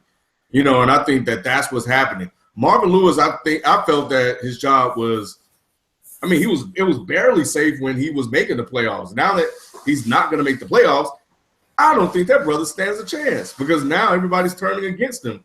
And because they're being influenced by outsiders that are talking about that organization and pointing at this one thing that you can't win a playoff game.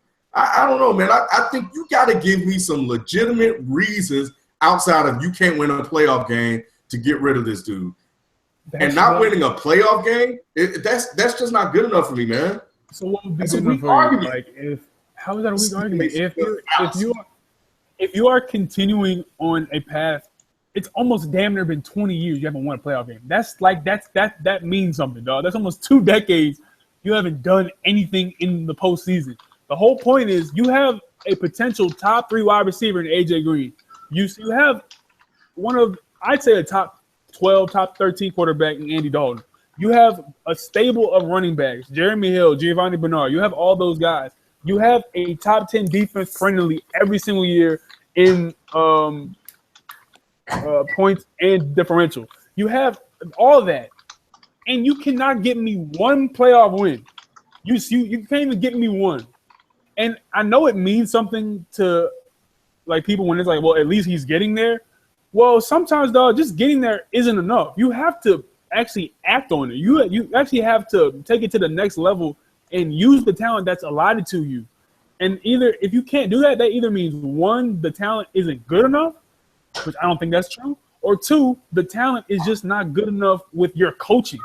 Sometimes you need that other voice to come in and be like, you know what, AJ Green, I'm gonna get you more targets. You know what, Andy Dalton, I'm gonna make the game easier for you. You know what? We're going to bring in some different free agents. You know what? We're going to do this on offense instead of this on offense. And he hasn't done that. He continues to lose to Pittsburgh. He continues to lose to Baltimore. And he continues to lose games that you shake your head and be like, how did the Bengals lose that game? They were supposed to be their year.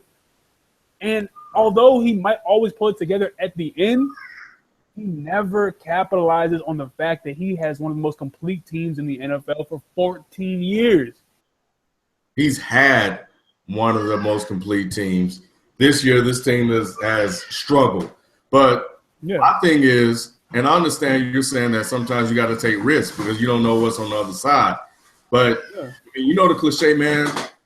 Sometimes the grass isn't always greener on the other side. So what happens? You let this guy go, and you bring in somebody to take his spot, and you don't even make the playoffs in 5 years or 10 years. Now you're back to where you were. At least you're in a position to where this could be the year. This could be the year. Right. Also, too, Marvin Lewis got 4 AFC North Division titles. And in 2005, he won on their first division title in 15 years. Yeah, he did. He didn't win the playoff game. I think part of it, too, is the level of expectation. I think, first and foremost, let me start by saying I think both Ken and Q are making some compelling points. I think it's level of expectation, and then sometimes you have to give coaches a chance. Now, where do we draw the line at that word chance? Because, again, I remember Bill Belichick. I mean, for all of this talk about how much genius Bill Belichick is, go look at Bill Belichick at Cleveland. He was terrible. I mean, awful. If Cleveland had been his one and only stop, then he would have never become the coach that he is today. And I could say that about a host of coaches. You know, Jeff Fisher's another coach who could perennially is 7-9. I mean, like, other than that year that they went to the Super Bowl with Steve McNair, what has Jeff Fisher ever done? Please explain to me, because he hadn't done much, at least to my recollection. I said that to say this. I think Lewis is in trouble. I don't think that he'll lose his job, because if you look at the standings, I mean, they're only a game out. So somebody's got to win that division. And if I'm not mistaken, they still have to play Pittsburgh, and I think they still have to play the Ravens again. So, you know, they're not out of it. Obviously, you're going to need A.J. Green to come back as quickly as possible. But I think those injuries kind of help his case, if you will. And to be honest, they haven't – I mean, they believe in the front office. They believe in staying the course, I guess, with Marvin Lewis. I don't think he'll get fired. Now, you know, a lot of stuff still has to play out, but I think he's okay for now. These dudes was a joke, man. I'm looking at their records and stuff before he got there. And since he got there, they have 7 winning seasons. 3 of them being 8-8. And he had a 4-win season, a 4-win season, and a 7-win season. That's it. Before he got there, 2-14, 4-14, 3-13, 4-12, 4-12, 6-10, 7-9, 3-13, 3-13. These dudes was a joke. The Bengals are the Bengals. Dude, he started coaching them in 2003. They won a division title in 2005. They were Cleveland. Right, exactly. Talk about a turnaround. These dudes been nothing but winners. Well, not nothing but winners, but they've been irrelevant in the NFL since he's got there. No one would even think about Cincinnati before he got there. I think the case that people have tried to make against Marvin Lewis is that if you look at the level of talent on his teams, they felt like the team should have been a lot better. I mean, like, we can make a case that last year's team, you know, minus the Dalton. I mean, if Dalton doesn't get hurt, and if Vontaze Burfict doesn't have that implosion in the playoffs against the Steelers, they should have beaten New England at the very least. They should have beaten New England. You can make a case that the Bengals could have made the Super Bowl last year, and they have virtually the same team coming back this year. So, you know, the hopes were high. Yours truly picked them to go to the Super Bowl. I don't know why, but that's another story for another day. But I mean, like, they're there as far as talent. So people feel like with the talent that they have, they should be a lot better than what they are. Yeah. And they felt like Marvin Lewis should get them over the hump, and he hasn't. Why are people after Jeff Fisher so much? Is this another Stephen A thing Because No. I'm not a fan of Jeff Fisher. Not at all. Horrible. Horrible. Is he though? I'm looking at his record. Yes. Are we talking about his St. Louis career? I'm talking about his overall. I'm talking about his overall career. He has a winning record overall. Regular season. I'm sure Marvin Lewis has a winning record too. But I'm just saying, like, I'm looking at, man, the dude has 13-3, 13-3, 11-5, 12-4, and this is in Tennessee. 10-6, 13-3. He has a bunch of 8 and 8s. Yeah, a bunch of 8 and 8. Well, but I'm just saying though, he really started to struggle. He struggled his last year in Tennessee, and then he was 6-10, and then in St. Louis, he just hasn't had a winning record at all. But when I look at that Houston, Tennessee team, I don't think we can say that he had a poor coaching career there. He did well in Tennessee, but I think the thing is, since those Tennessee teams, the ones that made the run in the playoffs, and like I said, the McNair-led Tennessee teams, I don't see. I mean, maybe you're looking at stats. Maybe you could tell me different, but has he had double-digit wins since those days with McNair? I know he hasn't in St. Louis, and he's not on track to do anything in LA.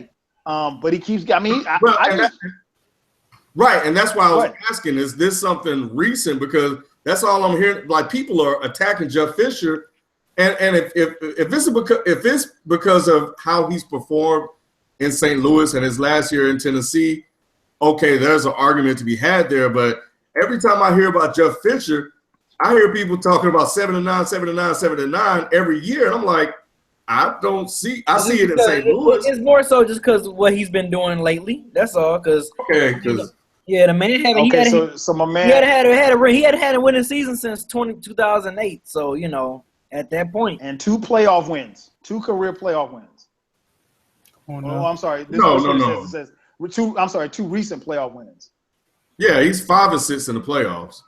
He just hasn't been to the playoffs with St. Louis.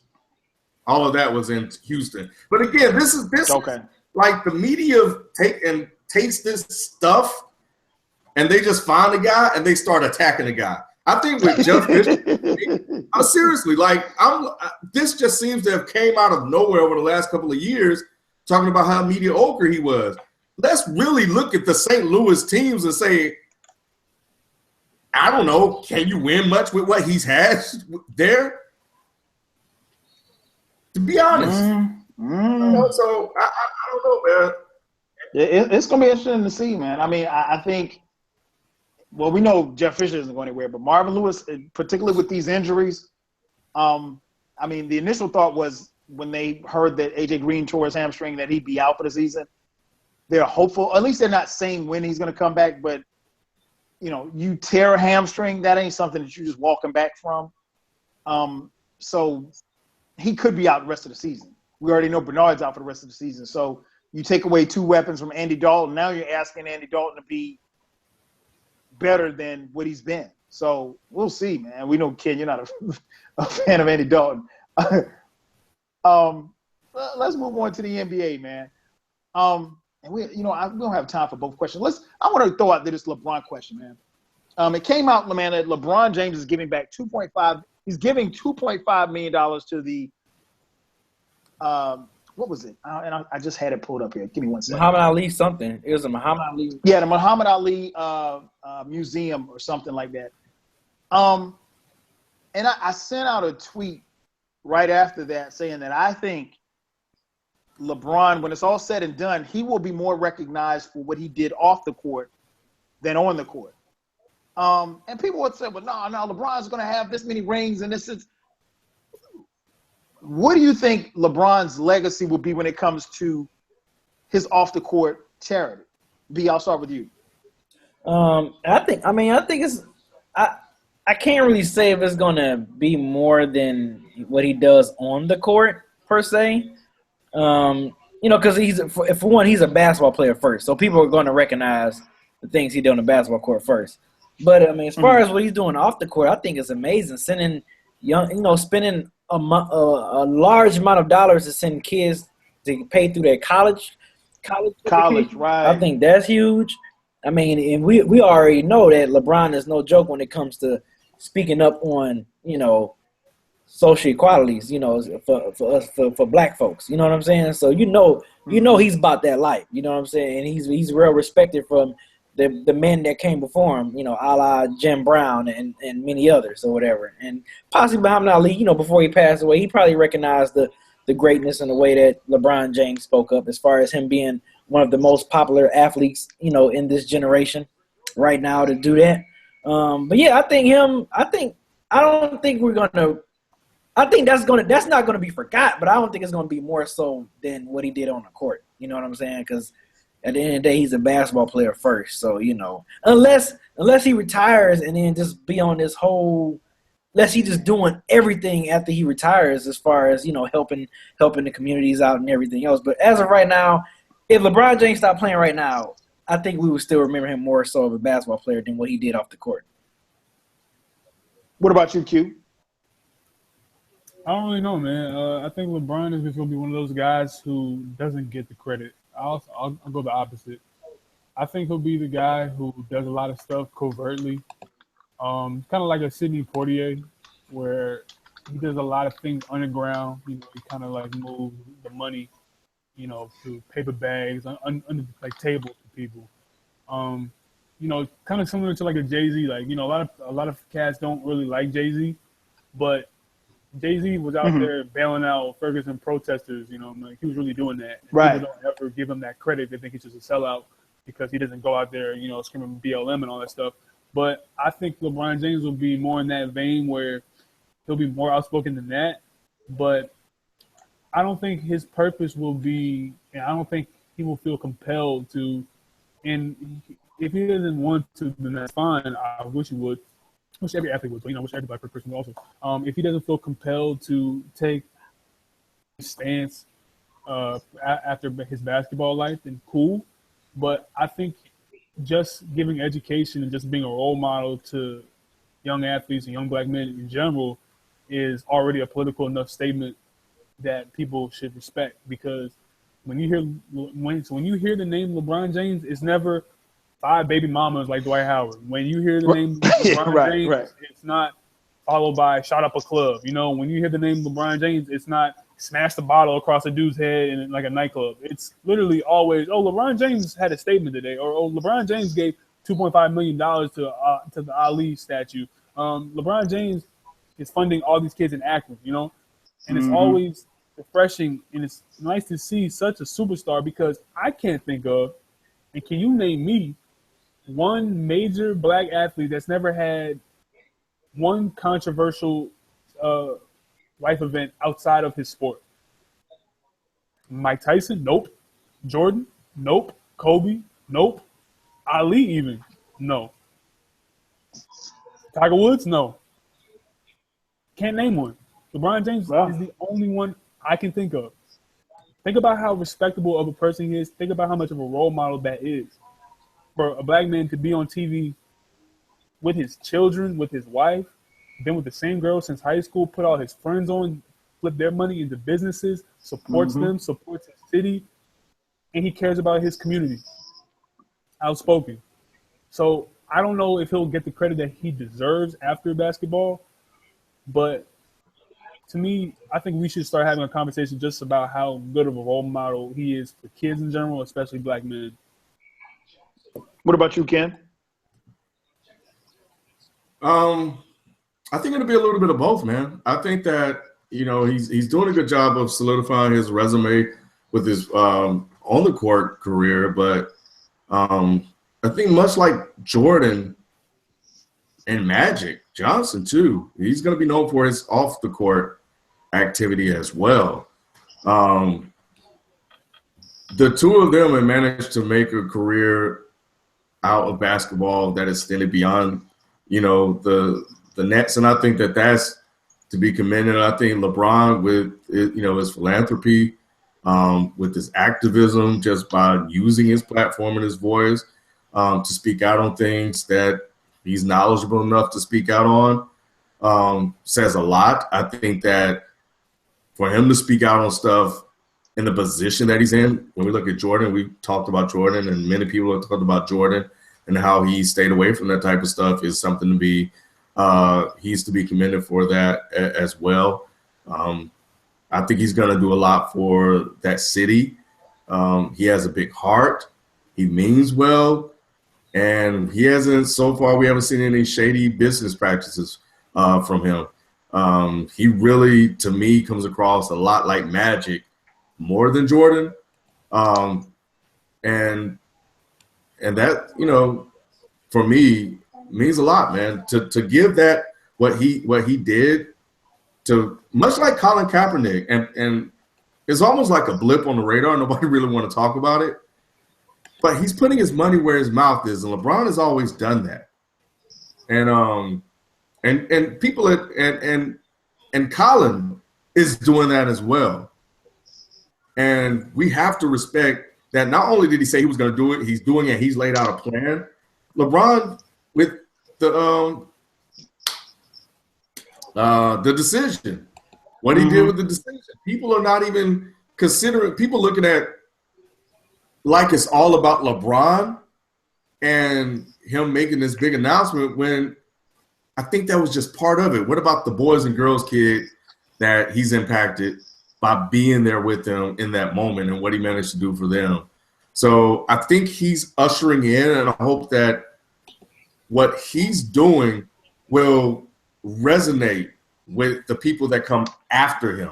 Because LeBron is a seed. He's a child of Magic and Jordan.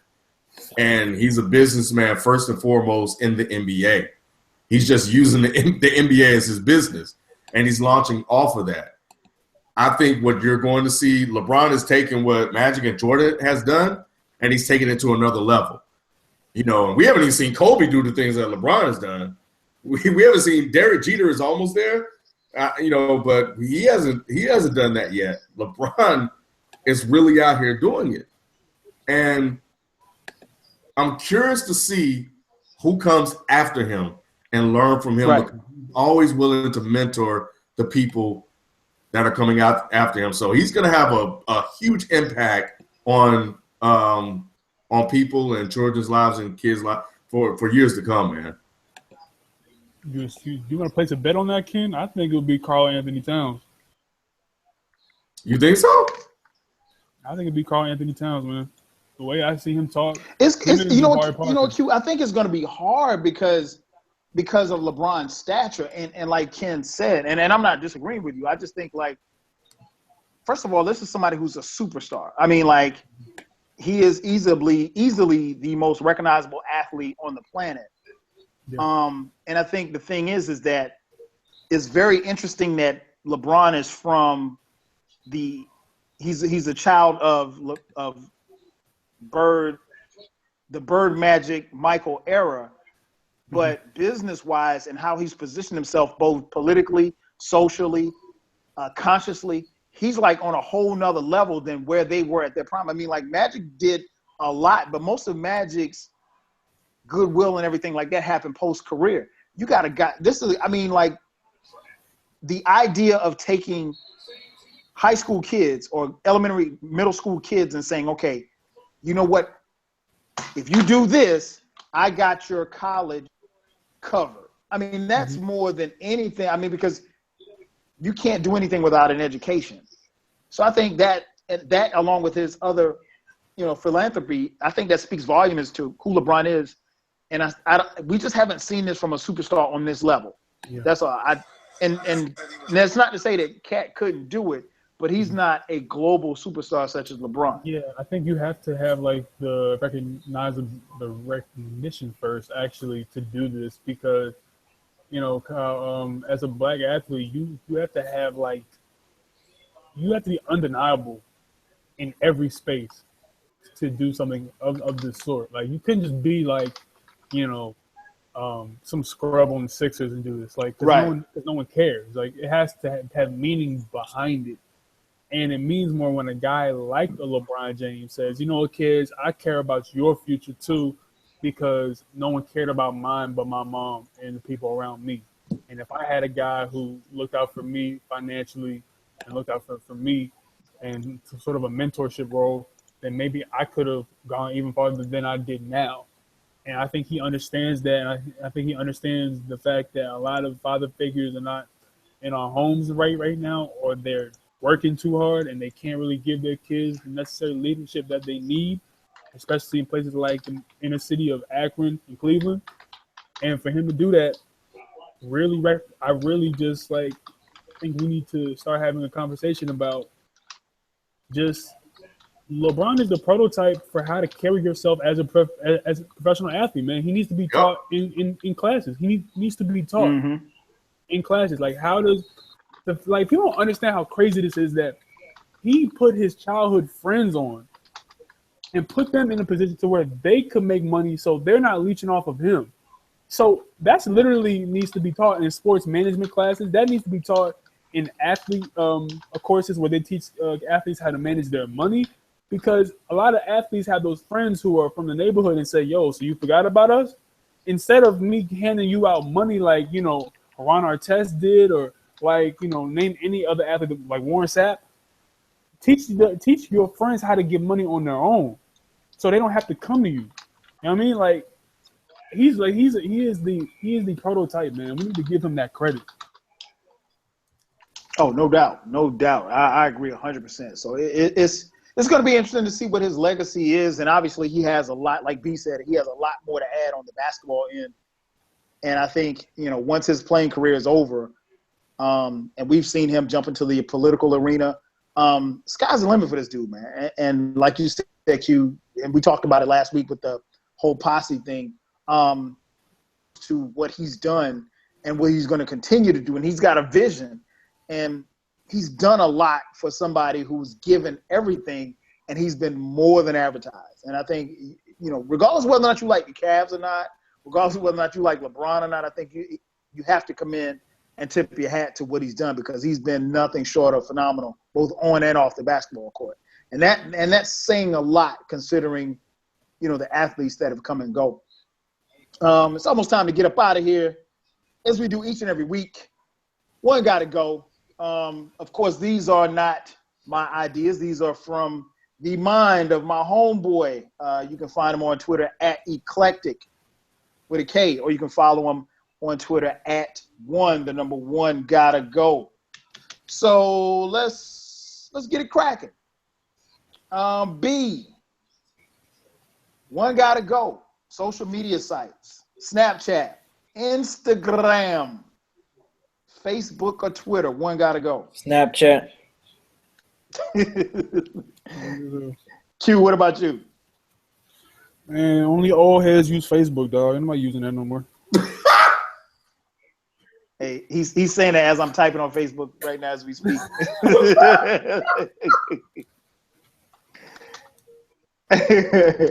What about you, Ken? I'm with Q for different reasons. Like, I don't even be on Facebook like that, man. And all it is just family, and I do all my dirt. I do my dirt by my lonely. So nah, I can't keep it real on Facebook. I can, but I'll just rather do it elsewhere. So yeah, Facebook. But that was funny. Man, I got to get rid of Snapchat, man. I don't understand Snapchat. And to be honest, I have a love-hate relationship with Facebook. Right now, I currently love Facebook. Well, I don't love Facebook. I like Facebook, but yeah, I could do without all of them, really, to be honest. But on this one, Snapchat's got to go. Snapchat's got to go. All right. Did we get it from B? B said, what did you say, B? Yeah, I said Snapchat. Okay, Snapchat. Okay. Let's go to NFL teams. Ken, one got to go. Patriots. Yep. Cowboys. Raiders. Huh? I don't need to hear anything else. Patriots, get them out of here. Patriots, Cowboys, Raiders, Seahawks. Q. Only one team cheats on that squad, man. I mean, it's the Patriots. Got to get out of here, man. B, what about you, man? My hate for Dallas Cowboys has been so real since the early 90s, so I got to say Cowboys. Exactly. As much as I dislike the Patriots, but I hate the Cowboys. I hope the I Cowboys hate go the Cowboys. I hope they go 0-16 every year. So there. Yeah, they got Now a let's border. with in the mindset of Thanksgiving. Let's take it to food. Ken, dessert, yellow cake, German chocolate cake, Yeah. red velvet cake, or marble cake. Get that black ass German chocolate. Oh no, that is way too much. No German chocolate. No, yeah, they got it. Ugh. B, what about you, man? Bye-bye German chocolate. Q. I ain't never even tasted German chocolate. Where the hell you even get that from? So I'm gonna just say that like, I don't know what that is.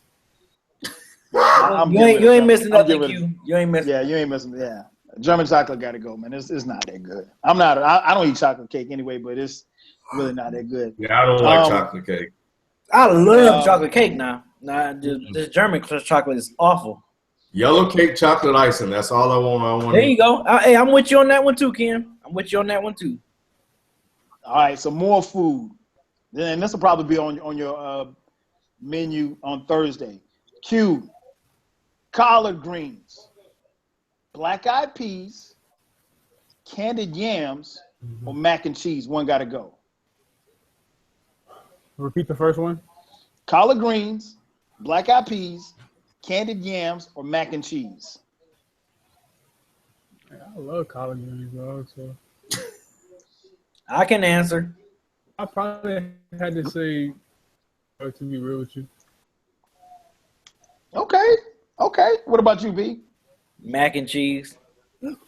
Whoa! I don't like mac and cheese. I don't like cheese. I don't like cheese. Oh, Get him You out. don't like cheese? No. Get them out. Hey, man. This is a black holiday violation, B. What you talking about? Hey, man. I love man, everything else that Kyle named except for mac and cheese. Oh my. Hey, Ken. Between that review and him talking about mac and cheese, What was wrong with my review? right now. What was wrong with what was wrong with my review? Wow. I said I enjoyed the album, but I don't understand what was wrong with that review. You know what, man? Hey, no, you know what, man? That's your opinion, man. It's I ain't got nothing but love for you, dog. It's all good. Man, mac and cheese is But one. man, I don't like the consistency of it. It's just so you don't eat cheese at all? I mean, well, not American cheese. I guess I get whatever cheese is on pizza. I eat that, but other than that, I don't like cheese. I don't like cheese. I don't like cheeseburgers. I don't like macaroni and cheese. Yeah. Hey, everybody in the chat room saying BZ got to go. I don't like cheese, man. Cheese is disgusting, man. Macaroni and cheese is. Stop, B. Just stop. Are you like lactose intolerant or some shit? No, because I can drink milk. I eat cereal. So That's understandable. It's like, hey, you know what, man? You ain't got you don't have to defend your choice. oh no, I'm not. I mean, because I hate cheese. I hate Oh it. my god. Okay. I love cheese. Yeah, me too. Me too. All right, Ken, did you give yours? It's probably gonna be. See, it depends on how the candied yams are cooked. I got to get rid of yams. But What? I'll eat yams, but I'm not a fan of yams. Like, I could do it. I'll get rid of collard greens. Oh what? I gotta have collard greens. Come on, Man, Ken, let's go. what? You a southern? Ken, you a southern boy? You don't like collard greens? Ken, you got family from Mississippi. You ain't eat no collard greens. Right. That's like that. Oh yeah, I gotta go. Right, Ken, you like collard greens. What's wrong with you, dude? I'm not a big greens guy. I've never been really into them like that. Something. Yeah, I'm the same way with cheese. I've never been a cheese guy like that. I don't like cheese. That's that way. Tell you what, boy, you learn something different about your friends every day, man.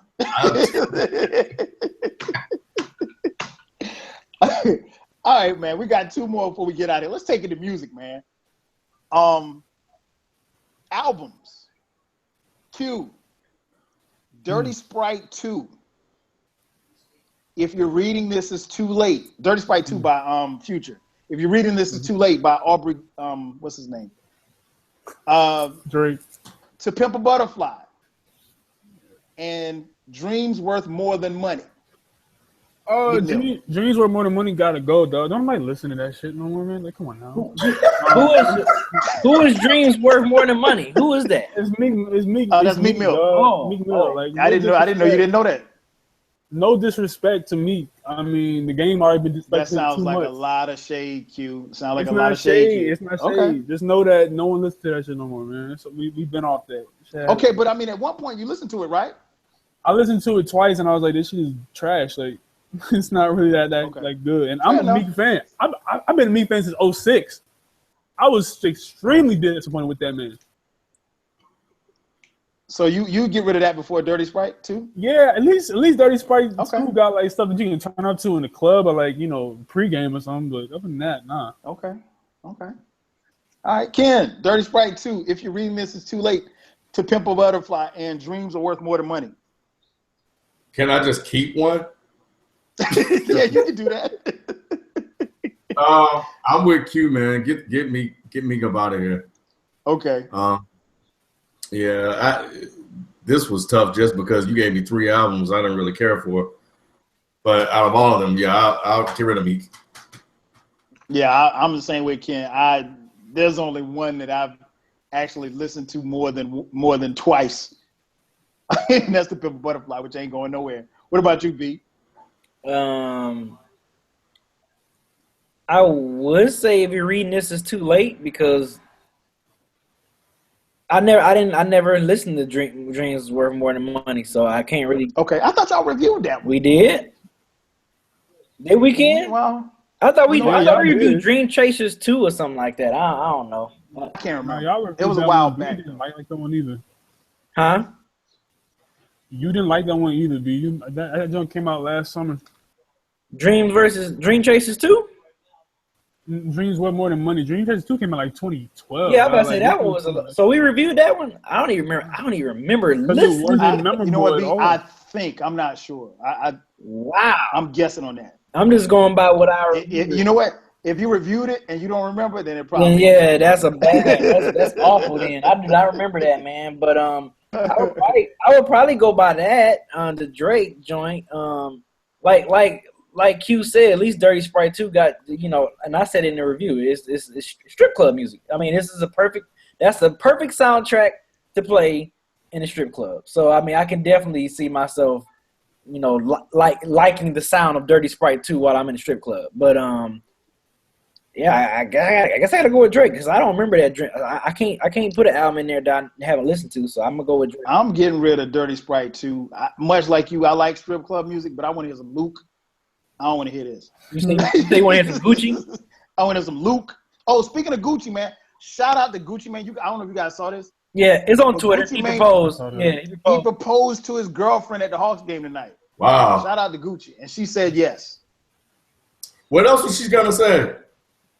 Good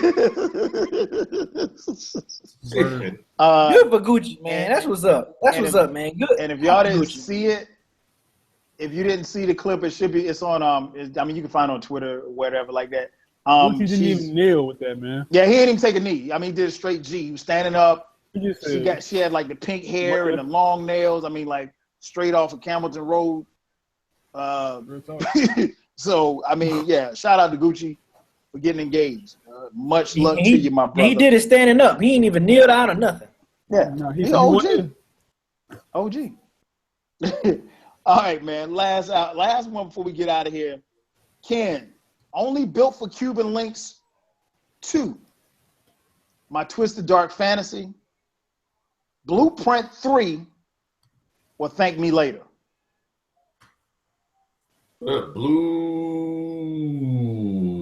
Probably Blueprint 3. Really? I'm surprised you said that. Okay. Let me see. I got to look at that. Cuban links. Only built for Cuban Links 2 was by Raekwon. My Twisted Dark Fantasy, Kanye. Blueprint 3, Jay-Z, Thank Me Later. It's between Blueprint 3 and Thank Me Later because, only built for Cuban Links and My Beautiful Dark Twisted Fantasy not getting touched. Those are not leaving. Damn. What did Thank Me Later have? I guess I'm going to have to go with Thank Me Later because I think mine's going to be Thank Me Later. I think I can play more from Blueprint 3 than. Yeah, and I think so too. I think I can too. So I got to go with Thank Me Later. What was on Thank Me Later? Fireworks, Over. the Resistance, Over, Show Me a Good Time, Up All Night, Fancy, Cut It Down, Yeah, Unforgettable. thank me later. I'm going with Thank Me Yeah, Later. thank me later. Thank Me Later. That gotta go. That gotta go. What about you, Q? Yeah, it's hard. Anyway, those are the classics in my opinion. Yep, they ain't going. I might say not definitely. Thank Me Later was not a good album, man. It had like 3 good songs on there. Jay was on his Jordan and the Wizards, when it came to Blueprint 3, but it was still better than what Drake was on his first album. Yeah, I'll probably go with Drake on that. Yeah, Drake definitely got to go on that one. I don't know how Drake had 2 albums in the one Gotta Go Tonight. That happened. That definitely didn't happen on purpose. Because he won his award last night. Oh man! And then we had of course, we had the Drake Kevin Durant little interaction the other night at the Warriors game, Hey, Carl. which I thought was interesting. What's up? Kyle, real quick, did you was this last week? Did y'all talk about how the whole Phil Jackson and the posse comments? Yeah, we did. Yeah, We did. We hit on that Okay. last week. All right. Yeah, it was interesting to say the least. Somebody said Drake Ken secretly loves Thank Me Later. No, I don't think Thank Me Later was that good. I don't think anybody. I It wasn't don't that know good. anybody that loved Thank Me Later. I was in 7th grade when that album came out, and I was not feeling it. Wow. Yeah. Thank you for making us Damn. feel old. You just thanks for reminding me how old I am. For real. Right, I know, right?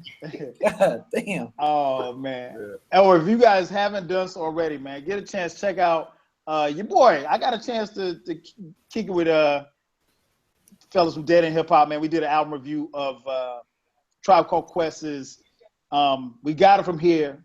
Thank you for your service.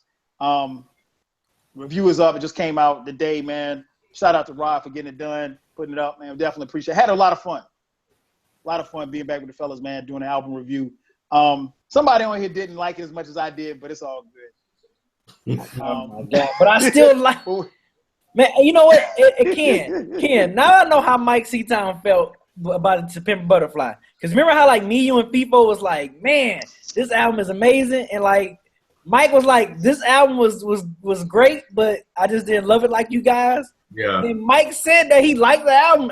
Like that's how I feel with this now. It's like everyone jumping on me, and I'm like, I said I enjoyed the album. I like it. Nah. You know, I'll mess with you. I'm not gonna jump. I know. I'm just saying, people in the comment sections is not like. I'm like, I ain't even been in the comments. I said I liked the album. I really enjoyed the album. I wasn't in love with it like you, Mike, and Ken was. That was the only difference. Yeah, I love it. I love it. In fact, when I left the shoot, I was thinking of other stuff. I was like, damn, I should have said this. I should have said that. I was like I had 15 other things I could have said. Yeah, that's always the case. But yeah, man, dude, good chance. So if you guys haven't done so, check that out. Make sure you subscribe to Dead End Hip Hop on YouTube and right here as well, Dead End Sports. And you guys got anything you got to close with? I know we're past it. This shit is coming up on 11:30. Happy Thanksgiving, everybody out there. Started kind of late anyway, though, so we good. Yeah, I know. It's all good. I want to make sure we get everything in. You guys doing any traveling for Thanksgiving? Everybody gonna be here? Yeah, I'm gonna be here. I'm gonna be chilling. Yeah, I'm gonna be here. Yeah, same here. So FIFO couldn't make it tonight, man. Thanks to Q for stepping in. Want to thank you all for tuning in as you do each and every Tuesday night. We'll be back here next Tuesday night. If we don't get a chance, you guys have a happy and safe Thanksgiving. We'll holler at you next week. So for Ken, for B, for FIFO, for Q, I'm your host, 12 Kyle. We'll holler at you next week. Peace. Peace. Peace in the Middle East. Sissy. Howdy 5,000, son.